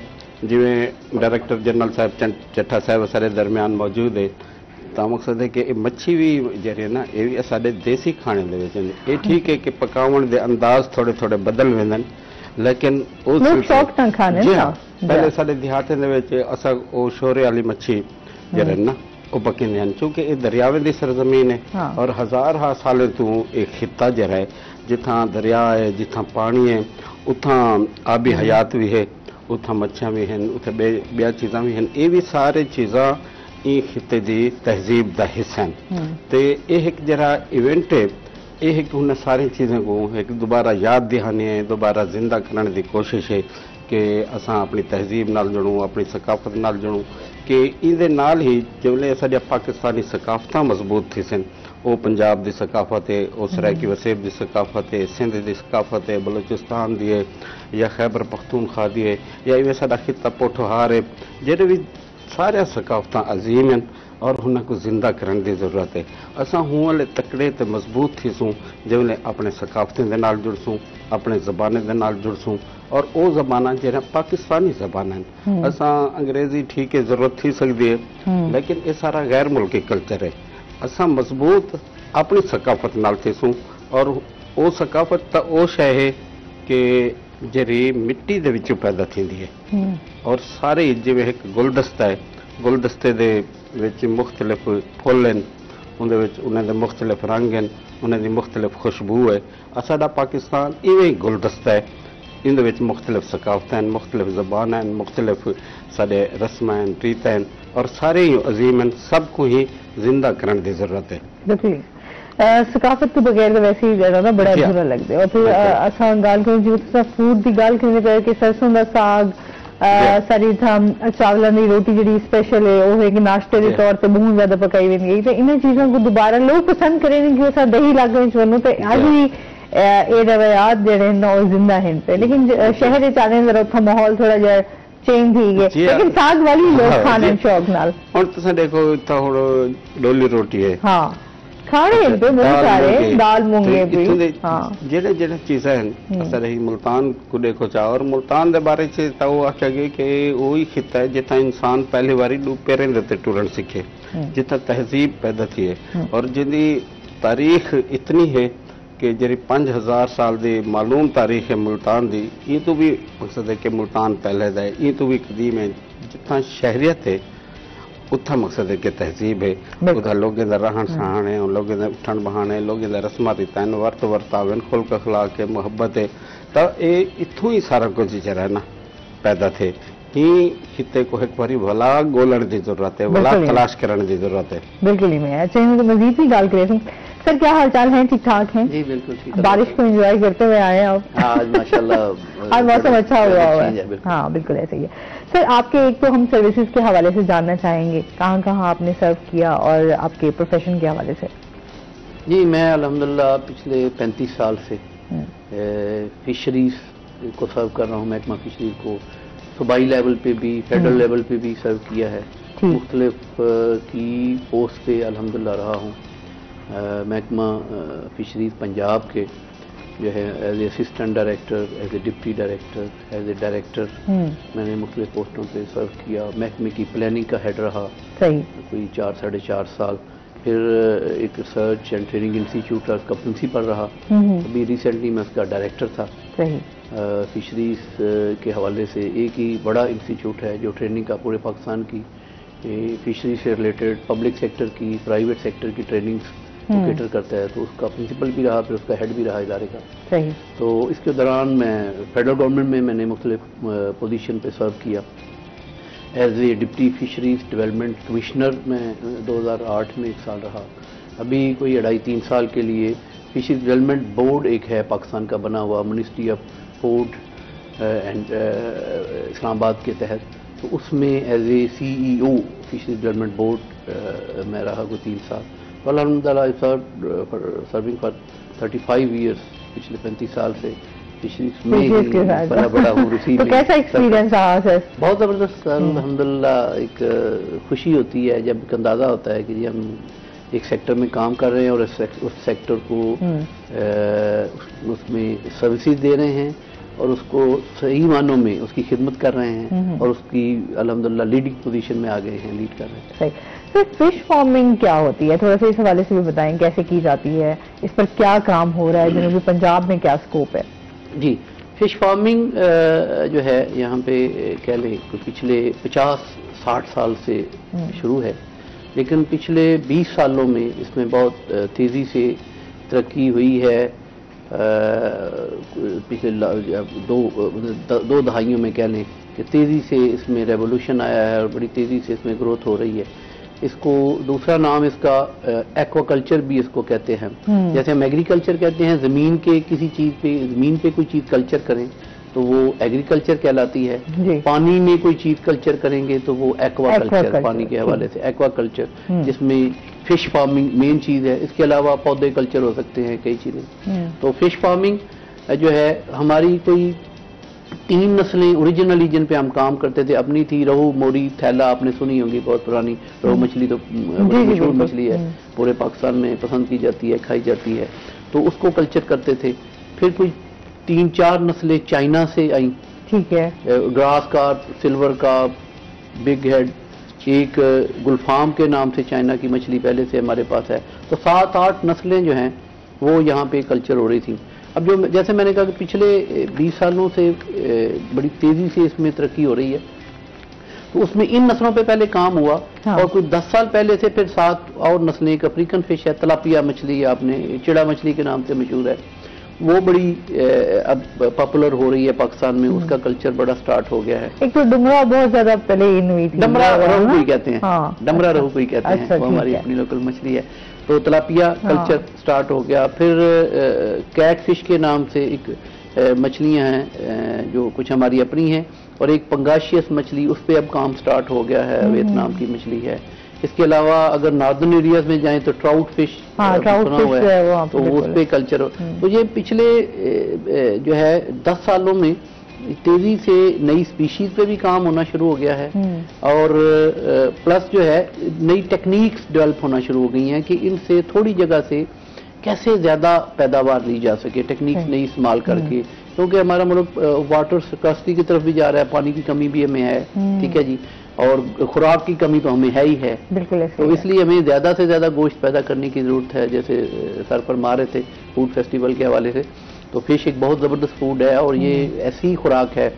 सर्दियों में तो सर, जैसे अभी सर्दियां हैं, विंटर में तो लोग बहुत शौक से सी फूड की तरफ जाते हैं। ये भी एक इशू चल रहा है कि सर्दियों में ही सिर्फ हम खा रहे हैं, ठीक है, गर्मियों में नहीं। हालांकि हमें सारा साल खानी चाहिए, गोश्त है जैसे बाकी गोश्त है, और ये वो गोश्त है जो बाकी गोश्त से बहुत अच्छा है इस लिहाज से कि ये बच्चा भी खा सकता है, 100 साल का बूढ़ा भी खा सकता है, दूध हजम है, बेहतरीन गजाइयत है। एक तो गजा होना तो अलग है, गजाइयत इसमें बहुत है, इसमें न्यूट्रिशन बहुत है फिश में, और दूध हजम है। जैसे आप देखें ना, बड़ा गोश्त हमारी मन में तो नहीं 45-50 पे हो जाए तो कहते बड़ा गोश्त छोड़ दें, लेकिन फिश ऐसी चीज है जो बच्चे को भी दे सकते हैं, ये 100 साल के बूढ़े को भी दे सकते हैं। तो इस लिहाज से तो अब पिछले कह लें कि काफी 10 सालों से बड़ी तेजी से इसमें नई नस्लें आ रही हैं। अब बल्कि झींगा मछली आपने सुना होगा, स्लिम जिसे कहते हैं, उस पर भी काम हो रहा है, उसका भी ये प्रोजेक्ट चल रहा है, फेडरल गवर्नमेंट और पंजाब गवर्नमेंट मिलकर चला रहे हैं। तो इन सालों में ज्यादा तरक्की हो रही है, और अब तकरीबन कोई 80,000 एकड़ पे फार्मिंग है पंजाब में अल्हम्दुलिल्लाह, ठीक है। तो मतलब इसमें बड़ी तेजी से तरक्की हो रही है। मतलब लोग जो है इस तरफ बहुत ज्यादा, अब हम देखते हैं ना फिश फार्मिंग की तरफ लोगों की तवज्जो जो है वो बहुत ज्यादा है। बहुत ज्यादा हो रहा है। अच्छा जी, इसमें मुझे भी आपसे बात करेंगे सर, जिस तरह हम यहाँ पर हम चीजें देखते हैं कि जैसे फूड फेस्टिवल आप करवाने जा रहे हैं, तो उसमें किस तरह लोगों को आप इन्वॉल्व करेंगे, किस तरह आ सकते हैं, शामिल हो सकते हैं, थोड़ा सा इस हवाले से भी बताइएगा। जी, तुसा बहुत सोहना सवाल किया, बल्कि ढेर सारे बंदे मैं को पुछते हैं कि भाई फेस्टिवल दे विच कोई कार्ड की जरूरत हो से या कोई टिकट की जरूरत हो से या उत्थां जिहड़े स्टाल हो सन देसी खाने दे वो परचेज करने पौसन। तो मैं दसन चाहता कि मेहमान को सदींदे तो चीज़ा मुल नहीं दिवींदा, तो वो सारे मेहमान वास्ते हो सन और वो मकसद उनके एंट्री जरिए वो फ्री है, कोई मकसद दाखला कार्ड या कहीं शायद कोई जरूरत नहीं, जो आना चाहे वो आ सकते। और खास तौर पर असा फैमिली को सदे के बाल आवन, फैमिली आवन और मकसद है कि उत्थे देखें। और ख़ास तौर पर असा ये सोचे कि तारीख जरी उनकी रखिए कि 1 जनवरी ते नवा साल शुरू थींदा पे, तो नवे साल दे विच असां कोई सूखड़ी ॾियूं, कोई सौगात ॾियूं अपने वसेब को, तो ये समझ गिनो कि नवे साल की सौगात भी है, सूखड़ी भी है। और असां के ये पूरा जरा 2023 है, नवा आवन वाला साल है, इनको सकाफती साल के तौर पर मनाऊं, असां कुर्बतां पैदा करूं, एक दूजे के करीब होऊं। और ख़ास तौर पर साढ़े पाकिस्तान में जरा ज़बान हैं सूबई या उनको एक ॿिए के करीब घिनूं जितना थी सके, तो ये एक कोशिश है। और मैं समझदा कि इहो जे सकाफती इवेंट हर जगह के उत्ते थी होने चाहिए। और खास तौर पर असां उतां क्राफ्ट बाज़ार भी लसूं, साडा मुल्तान का क्राफ्ट बाज़ार एक आलमी शोहरत याफ्ता है। ऐसे साढ़े हुनरमंद हैं जिन्हें 200 मुल्कों के उत्तों एवार्ड हासिल किए। और मुल्तान का स्टॉल जिथा भी गए, वो फ्रांस गए, वो अमेरिका गए, जापान गए, चीन गए, तो फर्स्ट प्राइज मुल्तान के ही हुनरमंदों को हासिल थे। और मुल्तान के हुनरमंदों को ही देखते उतना हिंदी की एक कहावत है कि आगरा अगर दिल्ली मगर मुल्तान सब का पिदर। तो मुल्तान की वजह तो ही चूँकि इतना अजीम लोग पैदा थे, अजीम हुनरमंद पैदा थे, तो वो सारा क्राफ्ट बाज़ार भी उतना हो सी। और वसेब की मसनूआत खास तौर पर हैंडीक्राफ्ट उहदे नाल उतना सरायकी झूमर भी हो सी और सरायकी गीत भी हो सन। और ख़ास तौर पर सरायकी सकाफत ने एक अरसे बाद अपने आप को मन रहे। अज तुम देखो कि तुम जिथा भी वजो पाकिस्तान के कई हिस्से के वजो तो कुछ सरायकी सकाफत के रंग मिल सन। और ख़ास तौर पर तुम ये गिनो कि जरी अजरक इनको आलमी सतह पर पजीराई हासिल थी है। तो देखो सिंधी अजरक वो भी सुभान अल्लाह अच्छी गाल है। मकसद देखो सिंधी की सकाफत है। मैं को ढेर सारे सिंधी दोस्तें पूछे कि तुसा ये तो सारे मुकाबले दे सरायकी अजरक तैयार की है। मैं उन्होंने आख्या मैं क्या ये इन मुकाबल नहीं, इन मुतबादल है। थोड़ी अपनी सकाफत है, थोड़ी अपनी पहचान है, असा को अजीज है। हाँ, तो सारे सरायकिस्तान की अपनी सकाफत है। सारे हजार साल तो ये ब्लू कलर जरा मुल्तान तो शुरू थे और वो मुल्तान तो ही ईरान गए, और शाम गए, मिस्र गए, पूरी दुनिया दे विच गए। और खास तौर पर असां तो वो कल्चर वाले लोग ऐसे जिथा नील की पैदावार थी है और जिथों नील पूरी दुनिया दे विच वेंदा है। तो इतना दे गिनो नीलकोट, नीलगढ़ और सारे तो मकामात ही हुजन जेरे ही नील की निस्बत नाल रखे गए। तो ये जरा नील है। वैसे जरे सिंध के दोस्त हैं अपनी अजरक की तारीख लिखी है, उनके विच उन्हें लिखे कि ये अजरक तो अजरक लफ्ज चेंज थे। अच्छा, तो अजरक उन्हें लिखे कि अजरक का मतलब है नीला रंग। उन्हें लिखे कि जेड़े टाइम अरब फौजा हन तो दिबल तो मुल्तान तक लोग नीला चादरा पात्या हुए हैं। तो उन्हें देखते आख्या अजरक अजरक भाई ये नीला रंग खुश्त है। तो ये तो वो रंग है कि जरा एक अबद की निशानी है, जिनको मकसद है कि असा ये आख सकते से भाई आसमान भी नीला है और जमीन का भी बुनियादी रंग नीला है, क्योंकि 70% रकबा जरा है वो पानी से मुश्तमिल है। पानी का जरा बुनियादी रंग है वो भी नीला है। तो ये एक नेचर के भी करीब है, फितरत के भी करीब है। और ये अल्लाह ताला ने ई वसेब को, ई वसेब के लोगों को वो सकाफत दिते जिन्हें दिते अस जितना फखर करूँ तो घट है। बिल्कुल ये सही बात है सर, मुझे लगता है बड़े गौर से जो है ना हिस्ट्री को और कल्चर को जो है वो सुन रहे हैं। आदमी है, बड़ी तारीखी बातें बता रहे हैं। हाँ सर, आप यहीं से बिलोंग करते हैं या आप? नहीं, मैं गुजरांवाला, हमारा वजीराबाद जिला बन गया है तो तहसील थी पहले। अच्छा, फिश फार्मिंग जो है वो कैसे की जाती है इस पर बात करेंगे। नाज़रीन, चलते हैं पहले अपने सेगमेंट की तरफ, हेल्थ टिप। अच्छा जी, आज हम बात करने जा रहे हैं दालचीनी पर। आपको पता है कि दालचीनी हमारे खानों में जो है ना एक बेहतरीन रोल प्ले करती है, और सबसे पहले आपको बताऊं कि इसकी जो जायका है वो बहुत ही मज़ेदार और शीनी होता है। इसके बजाय खाने जो है वो बड़े अधूरे से लगते हैं। जब भी हम घर में अपने पकवान तैयार करते हैं उसमें दालचीनी का इस्तेमाल जो है वो लाजमी किया जाता है। एक तो ये सबसे पहले जो है ज़्यादातर हिंदुस्तान, श्रीलंका और चीन में जो है वो काश्त की जाती है, और इसकी बहुत ज़्यादा मुख्तलिफ इकसाम भी हैं जो अपनी जिसामत और रंगत के लिहाज से एक दूसरे से ज़रा मुख्तलिफ होती हैं। जदीद तहकीक से ये साबित हो चुका हुआ है कि ये शुगर के मरीजों के लिए जो है वो बहुत ज़्यादा अच्छी है, और साथ साथ आपके हाजमे के लिए बहुत ज़्यादा अच्छी है। मैदे के अमराज जो हैं वो बहुत सारा आजकल हम देखते हैं लोगों को बहुत ज़्यादा शिकायत रहती हैं, मैदे से रिलेटेड जलन होती है, तेजाबियत होती है, उसके लिए दालचीनी जो है वो बहुत ज़्यादा फ़ायदेमंद है। एक तो ये हमारे खानों को जो है वो ख़राब नहीं होने देती, इसमें बैक्टीरिया जिस तरह जरासीम होते हैं पैदा हो जाते हैं अक्सर खानों में, तो ये उससे भी आपको जो है वो बचाता है दालचीनी का इस्तेमाल जब आप अपने खानों में इस्तेमाल करते हैं। और इसके साथ साथ हम देखते हैं कि हमारे जो ख़ास तौर पे जब हमारे घरों में पुलाव तैयार हो रहा होता है उसमें आपको जो है वो दालचीनी मसाले आप इसमें ऐड कर रहे होते हैं तो उसमें दालचीनी का इस्तेमाल भी लाजमी किया जाता है। इसके साथ साथ जो है दालचीनी का कहवा भी बनाकर पिया जाए तो वो भी आपके लिए बहुत ज़्यादा अच्छा है। जैसे अभी आजकल सीजनल बीमारियां हैं, फ्लू हो गया, जुकाम हो गया, खांसी हो गई, तो इसमें जो है आपको दालचीनी का कहवा जो है वो बहुत ज़्यादा फ़ायदेमंद आपके लिए है। दालचीनी को अगर शहद के साथ इस्तेमाल किया जाए तो ज़्यादा फाका होता है। और इसके साथ साथ जिस तरह अभी हम मोटापे पे अक्सर बात करते हैं जी, मोटापा हो जाता है, तो वेट लॉस के लिए भी दालचीनी का इस्तेमाल आपके लिए बहुत अच्छा है। वो कैसे है?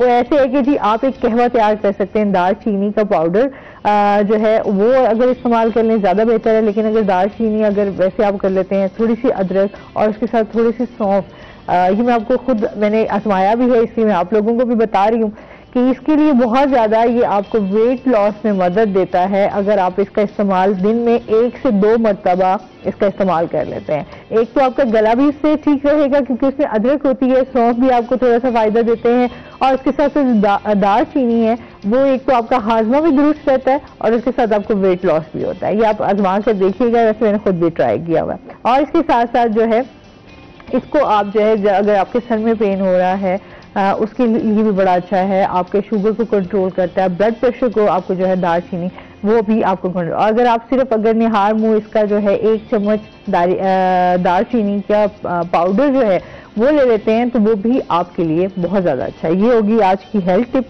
जिस पर मैंने बात करनी थी। और इसके साथ साथ वापस अपने टॉपिक की तरफ आते हैं। जिस तरह हम बात कर रहे थे कि फिश फार्मिंग जो है वो कैसे की जाती है, अगर इसके हवाले से कोई जिस तरह करना चाह रहा हो थोड़ा उसके हवाले से हमें।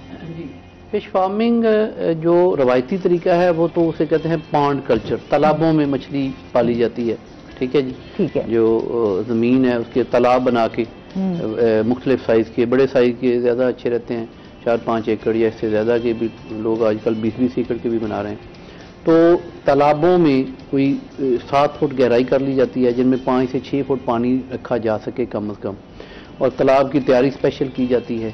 उसमें कुछ नीचे खादे और चूना वगैरह डाल के स्टार्ट पे तो कुछ दिन पानी स्टॉक किया जाता है 4-5 दिन, ताकि उसमें कुछ थोड़ी सी खुराक, कुदरती खुराक उसमें पैदा होनी होती है, तो वो पैदा हो जाए फिर उसमें बच्चा छोड़ा जाता है। और फिर साथ उसमें ऊपर से भी फीड भी डाली जाती है, खादें भी डाली जाती हैं। अब मछलियों की खुराक अवेलेबल है, काफ़ी सारी फैक्ट्रियाँ अल्हम्दुलिल्लाह बन गई हैं पंजाब में। तो एक तो रवायती तरीका है पॉन्ड फिश कल्चर का। इसके अलावा जैसे मैं बात कर रहा था कि जदीद टेक्निक्स आ गई हैं, उनमें एक केज कल्चर का तरीका आया है, पिंजरों में मछली पालना। या आपने कभी सफ़र किया हो तो हेड पांजनाथ पे अभी काफ़ी लग गए हैं।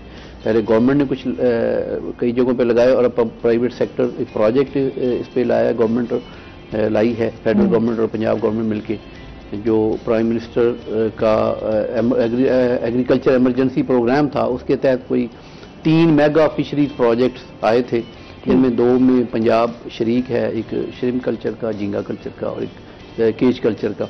तो ये अब इधर जाएं अगर आप डेरा गाजी खां की तरफ, तो प्याला झील आती है, उसमें अल्हम्दुलिल्लाह काफ़ी सारे अब प्राइवेट लोगों ने गवर्नमेंट की तावन से लगाए हैं, महकमे की तावन से, पंजनत पे लगे हैं और हेडस्ट्राम पे लग रहे हैं।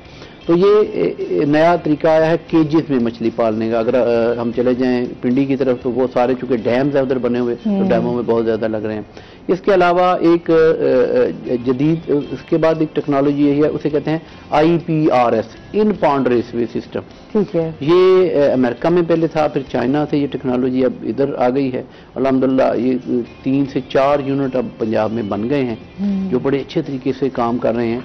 ये क्या होता है कि एक फर्ज करें बड़ा एक आपके पास लैंड है, 10 एकड़ का एक तालाब है, उसके किसी कॉर्नर में कोई 2% उसका एरिया आप कंक्रीट से छोटे छोटे टैंकों में डेवलप कर लेते हैं और उस पर हाईटेक मशीनरी लगा लेते हैं, जिसमें ऑक्सीजन की सप्लाई और वाटर का चलना, पानी का मुसलसल चलना उसमें जरूरी होता है। और उसमें इस तरह आप मछली रखते हैं जैसे बिल्कुल जैम पैक, और थोड़ी सी जगह पे बहुत ज्यादा टनों मछली पैदा की जा सकती है। कैपिटल कॉस्ट इनिशियल कह लें इसकी थोड़ी ज्यादा है, लेकिन ये बड़ा कामयाब तरीका है, नई एक आ रही है। इसके अलावा एक बायोफ्लॉक टेक्नोलॉजी भी आई है कि छोटे टैंकों में मछली पाली जाती है, वो भी इंटेंसिव कल्चर का सिस्टम है, उसमें भी गवर्नमेंट काम कर रही है। तो इस तरह जदीद कई तरीके हैं मछली पालने के। सही, चलिए इसमें मजीद भी आपसे जानेंगे। नाज़रीन अभी हमने जाना है ब्रेक पे, हमारे साथ रहिएगा।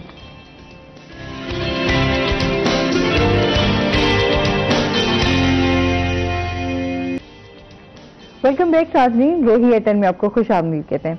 अच्छा, जिस तरह मैं अभी ब्रेक में भी सर से पूछ रही थी कि फिश फार्मिंग के हवाले से कितना एक आपके अखराजात आ सकते हैं, उस हवाले से भी बताइएगा। जी, वो मैं जैसे आपसे डिस्कस हो रहा था कि ज़्यादा पॉन्ड कल्चर चलता है तालाबों में, जो तालाबों में अगर आप पालते हैं तो कोई उसमें 3 बड़े खर्चे हैं। स्टार्ट पे खुदाई का खर्चा है, और आपने वाटर का बंदोबस्त करना है, पानी का टरबाइन लगाएं या पंप लगाएं, और उसके लिए नाली चैनल बनाएंगे जो उसको पानी वाटर सप्लाई होगी।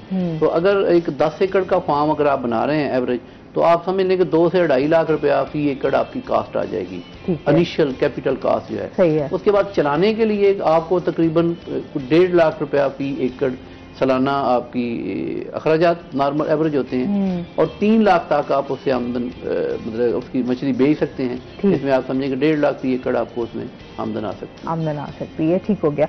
अच्छा, और फिर जिस तरह इनका फूड शूड होता है, उसके लिए आप क्या समझते हैं कितना किस तरह का फूड उनको डालना चाहिए जिनसे उनकी अफजाइश भी अच्छी हो, और जिस तरह अक्सर होता है क्या फिश को भी कोई इस तरह की बीमारियां वगैरह से खतरा होता है या नहीं?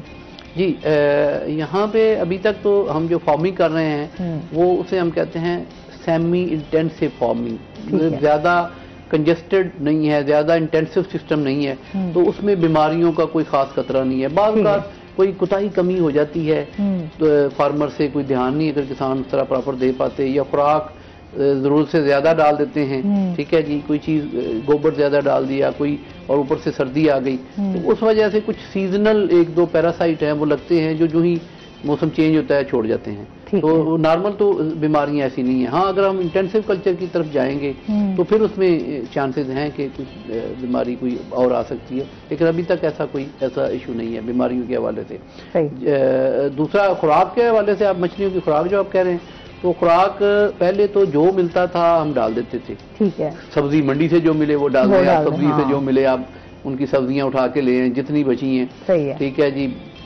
जो भी कचरा मिल जाए सब्जी मंडी से लाके डाल दें, हमारी मछलियां खा जाती हैं, हर्बीवोर इनको कहते हैं, सब्जी खोर होती हैं। अच्छा, फिर एग्री बाई प्रोडक्ट से राइस पॉलिश होती है, चॉकर होता है, इस तरह की चीज़ें डाल देते हैं।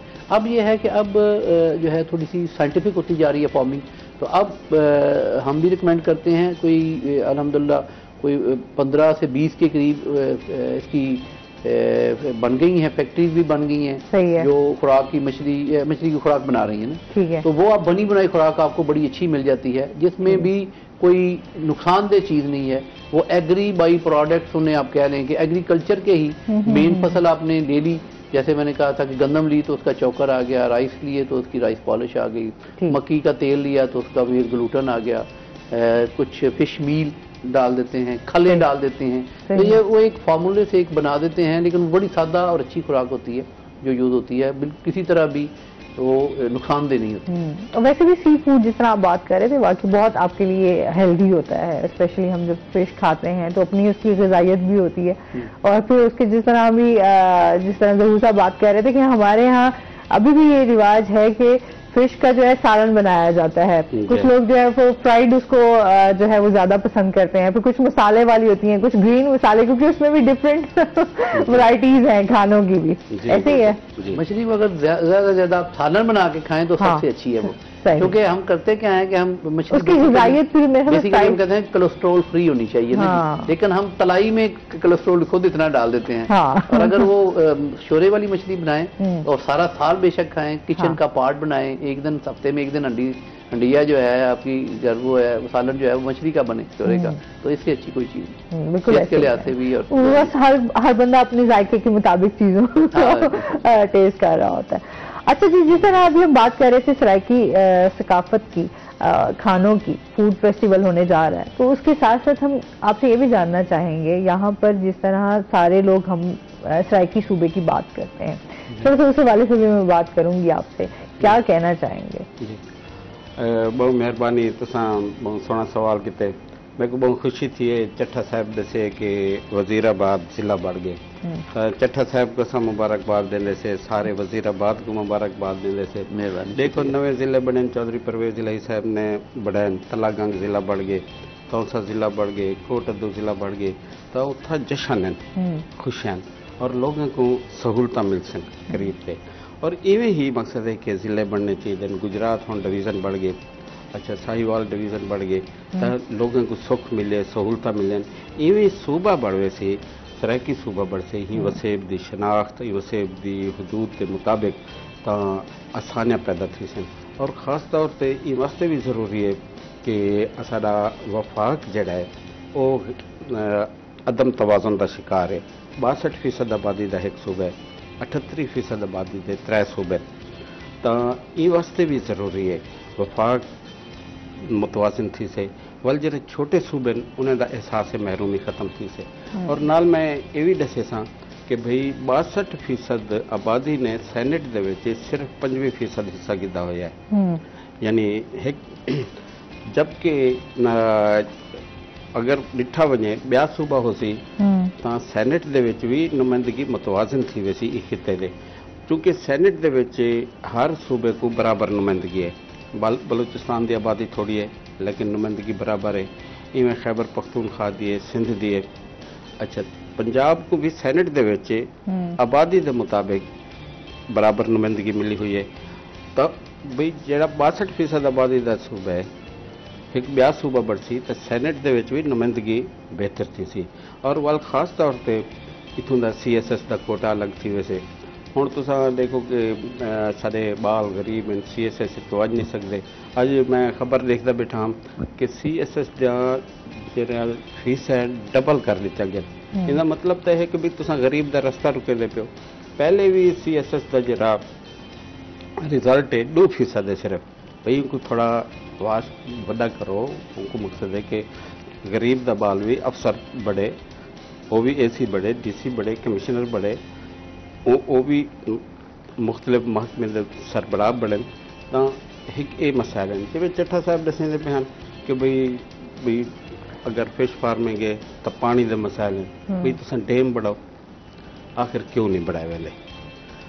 हुण एक डैम फंड कायम किया गया और उनदे विच अज खबर लगी पई है कि जी पब्लिक अकाउंट्स कमेटी है जी पार्लीमान दी है, उन्हें आखे कि उनका कोई हिसाब ही नहीं देंगे।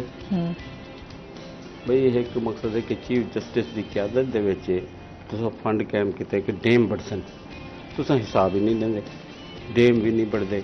और खास तौर पर साडा पानी के मसाइल हैं, तो ये मसले जो कौमी मसले हैं, कौमी उमूर हैं, तो इन्हां को हल थी होना चाहिए। भाई ठीक है कुर्सी इकतदार की जंग थी रहे वैसे, तुसां कौम के बारे सोचो, लोगों के बारे दे विच सोचो, आने वाले वक्त के बारे दे विच सोचो।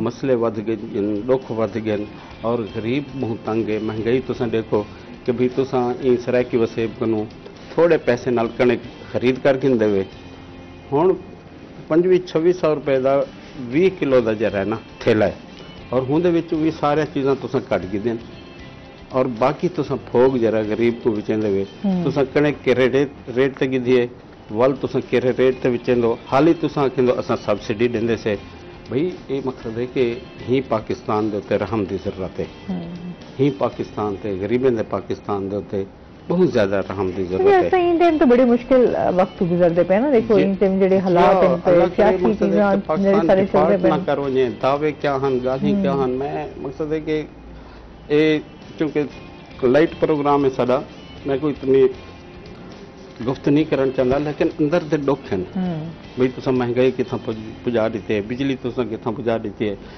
जेड़ी हुकूमत आवे जेड़ी वो कहते सगो पिछले हुकूमतें दिते हुए भी पिछले भी तो इवें कहते हैं कि भाई ये तुहाडे दिते हुए तुसां आख्या कि असां बिजली घट कर देसूं तुसां रेट महंगाई खत्म थी वैसी फलां चीज़ खत्म थी वैसी वो किथां ते किथां पहुंच गए और बेरोजगारी की हालत ये है कि हज़ारा लखां लोग जो ना वो बाहर चले गए बाहर वजन से मजबूर हैं और उतना भी मुश्किलात का शिकार हैं रोज़ी नहीं मिलती लोग तंग हैं तो मैं को कहीं बंदे यो आखने थी तो इतना लोगों को रोटी नहीं मिलती तो कहते मैं कि ये रोटी वास्ते तक करेंगे पैसे ये रोटी की तो अहमियत है कि ही वसेब दे विच क्या कमी है इतनी पैदावार है खासी आ गया जब भी नंद नमा में खीर मौला माड़ वसाया भाई तो स्टोर ही नहीं कर सकते इतनी ज़रूरी पैदावार है बिल्कुल तरीके ना चीज़ों सारी आसान है ना सारा मुल्क जरा कुदरती वसाइल तो मौला माल है जी जी और खास तौर पे सराकी खित्ते दे उत्ते ता इतना खराब है कि कहीं शय दी कोई कमी नहीं तो कणक देखो तो खुराक देखो तो सब्जी देखो दुनिया दी जो जहान दुनिया दी नेमत है वो हर शय दी वाफिक है बिल्कुल जी थोड़े तवसत नाल असां ई वसेब दे सारे लोगों को जितने भी लोग हैं वो ई फेस्टिवल की दावत देसूँ और ख़ास तौर पर कहूँ कि भाई 1 जनवरी को ज़रूर आवे नवे साल को एक मोहब्बत के तौर पर मनाऊँ सकाफत के तौर पर मनाऊँ अमन के तौर पर मनाऊँ तरक्की के तौर पर मनाऊँ नवे वियन के तौर पर मनाऊँ और ख़ास तौर पर सारे एक शहर ने आके उन्हें दावत दी है भाई राहत दीद विछे सन अखी राहत दीद विछे सन अखी देख ते ठर ठर वे सन अखी जे तई तुसां लंघ ना ओसो पिपला ना झिमके सन अखी ता असां सारे सजने दी तांग रखेसूं भाला भलेसूं जरूर तशरीफ नहीं अच्छी बात है एक अच्छा फूड फेस्टिवल होने जा रहा है एक अच्छा इवेंट है तो सारे लोग इसमें शामिल भी जरूर होंगे अभी मजीद भी इनसे बात होगी नाज़रीन अभी अपने जाना ब्रेक से हमारे साथ रहिएगा।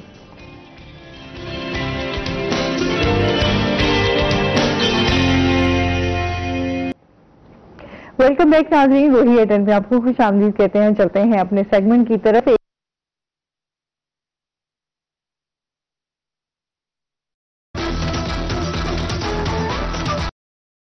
यानी लोगों को ख़ास तौर पर मुसलमानों को मुतवज्जे करने के लिए कि वो अल्लाह की बंदगी की तरफ आएँ अल्लाह की इबादत की तरफ आएँ 5 वक्त नमाज है जो हर मुसलमान पर फ़र्ज़ और लाजिम है कि उसने अदा करना है।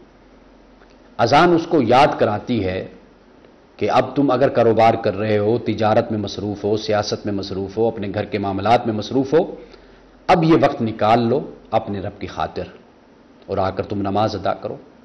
रसूलुल्लाह सल्लल्लाहु अलैहि वसल्लम आपके अज़वाज मुतहरात कहती हैं हज़रत आयशा सिद्दीक़ा रज़ियल्लाहु तआला अन्हा फरमाती हैं कि रसूलुल्लाह सल्लल्लाहु अलैहि वसल्लम जब नमाज का वक्त होता तो हम में से उठकर ऐसे चले जाया करते थे कि जैसे हमें जानते ही नहीं हैं हमें पहचानते नहीं। यानी जब अल्लाह ने पुकारा तो अब अल्लाह को हर चीज़ पर अपनी पूरी मखलूक पर फ़ौक़ियत देना ये एक मुसलमान पर लाजिम और ज़रूरी है। यानी अल्लाह सुब्हानहू तआला को तरजीह हासिल है। जब अल्लाह ने पुकारा तो फिर उसकी मखलूक को छोड़कर यानी अपनी मसरूफियात सरगर्मियों को छोड़कर अल्लाह की बारगाह में हाजिर होना है। तो अज़ान का मकसद हकीकत यही है ये एक ऐलान है। और दीगर मज़ाहिब में आप जानते हैं कि मुख्तलिफ अंदाज से तरीक़ों से लोगों को मुतवज्जे किया जाता है लेकिन इस्लाम में अल्लाह का नाम बुलंद करके लोगों को मुतवज्जे किया जाता है। यानी अल्लाह सबसे बड़ा है और फिर उसके बाद रसूलुल्लाह सल्लल्लाहु अलैहि वसल्लम की अबदियत और आपकी रिसालत की शहादत दी जाती है और फिर उसके बाद नमाज की तरफ बुलाया जाता है और फिर ये भी कहा जाता है कि यह नमाज दर हकीकत सिर्फ खाली खुली नमाज नहीं है ये बल्कि फलाह है। आओ फलाह की तरफ अल्लाह तुम्हें फलाह की तरफ कामयाबी और कामरानी की तरफ तुम्हें बुलाता है। और फिर इस तरह नमाज का इख्तिताम हो जाता है अल्लाह की बड़ाई के साथ, और इसके बाद फिर मुसलमान नमाज की तरफ मुतवज्जे होते हैं। अब इस अजान में आप देख लीजिए अल्लाह का जिक्र हो गया, रसूलुल्लाह सल्लल्लाहु अलैहि वसल्लम की रिसालत, आपकी नबूवत और आपकी अबदियत का भी जिक्र हो गया। जब ये सब कुछ बयान हो गया तो उसके बाद अल्लाह ताला ने कहा कि अब तुम मेरी तरफ आओ। घर में नमाज पढ़ते हो, मस्जिद में नमाज पढ़ते हो, मस्जिद में नमाज पढ़ने का सवाब बहुत ज़्यादा है, यानी 70% आप कह लीजिए। एक हदीस के मुताबिक एक शख्स अकेले नमाज पढ़ता है, 70 दफ़ा वो अकेले नमाज पढ़े तो बाजमात एक नमाज पढ़ने का उतना ज़्यादा सवाब होता है। तो इसलिए कोशिश इस बात की जानी चाहिए कि जब अजान होती है तो फिर हम अल्लाह की तरफ मुतवज्जे हों। हमारी नमाज 4 फ़र्ज़, 2 फ़र्ज़, 3 फ़र्ज़, ये ज़्यादा से ज़्यादा 5 से 7 मिनट इस पे लगते हैं। तो हमें सोचना चाहिए क्या हम अपने खुदा के लिए इतना वक्त नहीं निकाल सकते। बहुत शुक्रिया अल्लामा साहब। और वाकई नमाज में तो बहुत सुकून है और नमाज हर इंसान को पढ़नी भी चाहिए। बहुत कम वक्त में आप जो है चाहे जरूरी हो तो फर्ज जो है वो लाजमी अदा कर लिया करें। और कहते हैं जब भी इंसान परेशान हो तो अल्लाह की तरफ जब लपकता है तो अल्लाह ताला भी इससे खुश होता है। और हम हमेशा वो कहते हैं ना, क्यों हम बेसुकून से रहते हैं जब हम थोड़ा इस्लाम से दूर होते हैं, नमाज से दूर होते हैं। तो इसलिए हमेशा नमाज जो है वो कायम रखें। तो ये नमाज जो है ना वो दिलों का सुकून है बेशक। अच्छा जी, वापस आते हैं टॉपिक की तरफ। बात हो रही थी हमारी फिश फार्मिंग के। अच्छा, ये दरियाओं और समुद्रों में जो फिश होती है उसके हवाले से भी बताएं कि उनको अब जिस तरह पोल्यूशन भी बढ़ती जा रही है उनको कैसे सेव कर सकते हैं। थोड़ा सा उस पर कोई काम आपका डिपार्टमेंट काम कर रहा है या नहीं? जी बड़ा अच्छा आपने सवाल किया। पोल्यूशन हमारा बहुत बड़ा मसला बन गया ना, खास तौर पे जब पानी की कमी हुई है। तो चूंकि पहले दरिया अगर ज्यादा चलता हो तो फिर पोल्यूशन की कह लें कि परसेंटेज कम हो जाती है, डाइल्यूट हो जाती है, दरिया चलता है बहा के ले जाता है। अब क्या है कि दरिया तो हमारे नहरों से भी छोटे हो गए, ठीक है, सीजनल सिर्फ या एकदम फ्लड आ जाते हैं बिल्कुल, या खुश्क पड़े रहते हैं। हाँ। और छोटे छोटे नाले उसमें चलते रहते हैं और सारा सीवरेज का पानी शहरों का, अब रावी को देख लें, ये यहाँ नीचे हेड सन्नाई तक वो सारी चीजें आती हैं। तो वो पोल्यूशन वाकई बहुत बड़ा इशू आ रहा है, ठीक है जी। इसके लिए इन्वायरमेंट डिपार्टमेंट है जो लॉ इन्फोर्समेंट एजेंसी है बेसिकली इसको कंट्रोल करने के लिए। डिपार्टमेंट जो है वो एक तो मुख्तलिफ एरियाज को का पानी चेक करवा के, वो खुद भी चेक करवाते हैं लेकिन डिपार्टमेंट की भी लेबॉर्ट्रीज हैं, चेक करवा के और उनको एक तो फार्मर्स के लिए गाइड देता है, ठीक है जी, और एरियाज के हवाले से देखता है यहाँ पे क्या पोल्यूशन चल रही है। और फिर कोऑर्डिनेशन भी उनके साथ हम रखते हैं एनवायरनमेंट डिपार्टमेंट की तरफ। जो डोमेस्टिक सीवरेज है जितना वहाँ आएगा वो सारा ऑटोमेटिकली वाया फिश या वाया फसलें जो काश्त करेंगे उसके किनारों पे वो हमें ट्रांसफर होगा। तो हमें उसके लिए जितना भी काम किया जाए कम है और जितने अच्छे तरीके से किया जाए बहुत जरूरी है। अच्छा, आज मैं अभी इनसे बात भी कर रही थी कि जिस तरह अभी बहुत सारे लोगों के दिमाग में होता है कि अच्छा शायद जो फार्मिंग वाली फिश है उसमें ग़िज़ाइयत इतनी नहीं होती, जो दरियाओं और समुद्रों से हम मछली पकड़ते हैं उनमें ग़िज़ाइयत ज्यादा पाई जाती है, उसका फायदा ज्यादा होता है खाने का। क्या कहना चाहेंगे इस बारे में? इसमें ये एक बड़ा बन गई है चीज़, लोग इसे जो है ना मुर्गी से कंपेयर करते हैं। हाँ। अच्छा, मुर्गी का ये है कि देसी मुर्गी पूरा टाइम लेती है बड़ा होने में, जबकि जो हमारी जो है पोल्ट्री की मुर्गी है वो 40 दिन में चूजे ने तैयार होना है, ठीक है जी। तो उसको उन्होंने बड़ी तेजी से उसकी फीड में वो चीजें होनी है, उसकी फीड ऐसी होनी है जिससे जल्दी उसकी ग्रोथ हो, ठीक है। उसमें डेफिनेटली क्वालिटी जो है वो किसी मतलब उसमें तो आप कह सकते हैं किसी हद तक देसी में और ब्रॉयलर में फर्क हो सकता है। लेकिन यहाँ पे जो है मछली जो है ये उतना ही टाइम लेती है हमारे फार्मिंग में भी सिस्टम में जितना ये दरिया में लेती है। गर्मियों में जून जुलाई अगस्त में बच्चा पैदा होता है, तो क्या मार्च से ऑनवर्ड, फिर वो सर्दियों में रखा जाता है, सर्दियों के बाद उसे स्टॉक किया जाता है, फिर 8 माह उसकी परवरिश आप करते हैं, फरवरी से लेके नवंबर अक्टूबर तक, ठीक है जी, अपने तालाब में। और ओवरऑल 15 महीने लग जाते हैं एक बच्चे को table fish kilo 1.5 kilo 2 kilo तक जाने के लिए, ठीक है जी। इतना ही दरिया में टाइम लगता है। बल्कि यहाँ पे यह है कि आपको खुद पता है कि आप क्या डाल रहे हैं, आप खुद अपनी का फ्लेवर अच्छा बन सकता है। खुराक जो डालते हैं एग्री बाई प्रोडक्ट्स वो बेहतरीन हम दे रहे होते हैं। तो सब्जियां वहां से जो उसमें बन रही हैं, सब्जी जो से हम काई भी कहते हैं, एलजी भी कहते हैं, पानी में प्रोड्यूस होती है, वो खाती है। प्लैंकटन, खुर्दबीनी लाइफ पैदा होती है। तो साफ सुथरी खुराक खाने वाली मछली जो है वो आपकी फार्मिंग से आ रही होती है। जबकि ग़िज़ाइयत में कोई फर्क नहीं है, आप जो है अल्हम्दुलिल्लाह कोई ग़िज़ाइयत में फर्क नहीं है। बहुत शुक्रिया, बहुत अच्छा लगा आप हमारे शो का हिस्सा बने। कोई मैसेज देना चाहे हमारे व्यूअर्स को? बस मैसेज यहाँ तक है, जैसे कहा कि मछली के हवाले से मैं अर्ज करूंगा कि मछली को अपनी किचन का पार्ट बनाएं, ठीक है, और कोशिश करें सारा साल, महकमा भी कोशिश कर रहा है, लोगों से भी सारी बात हो रही है, कोशिश करें इसे सारा साल जो है कोलेस्ट्रॉल कम से कम लें और इसका असल फायदा जो इसका जो ग़िज़ाइयत है वो आपको मिल सके। बहुत शुक्रिया।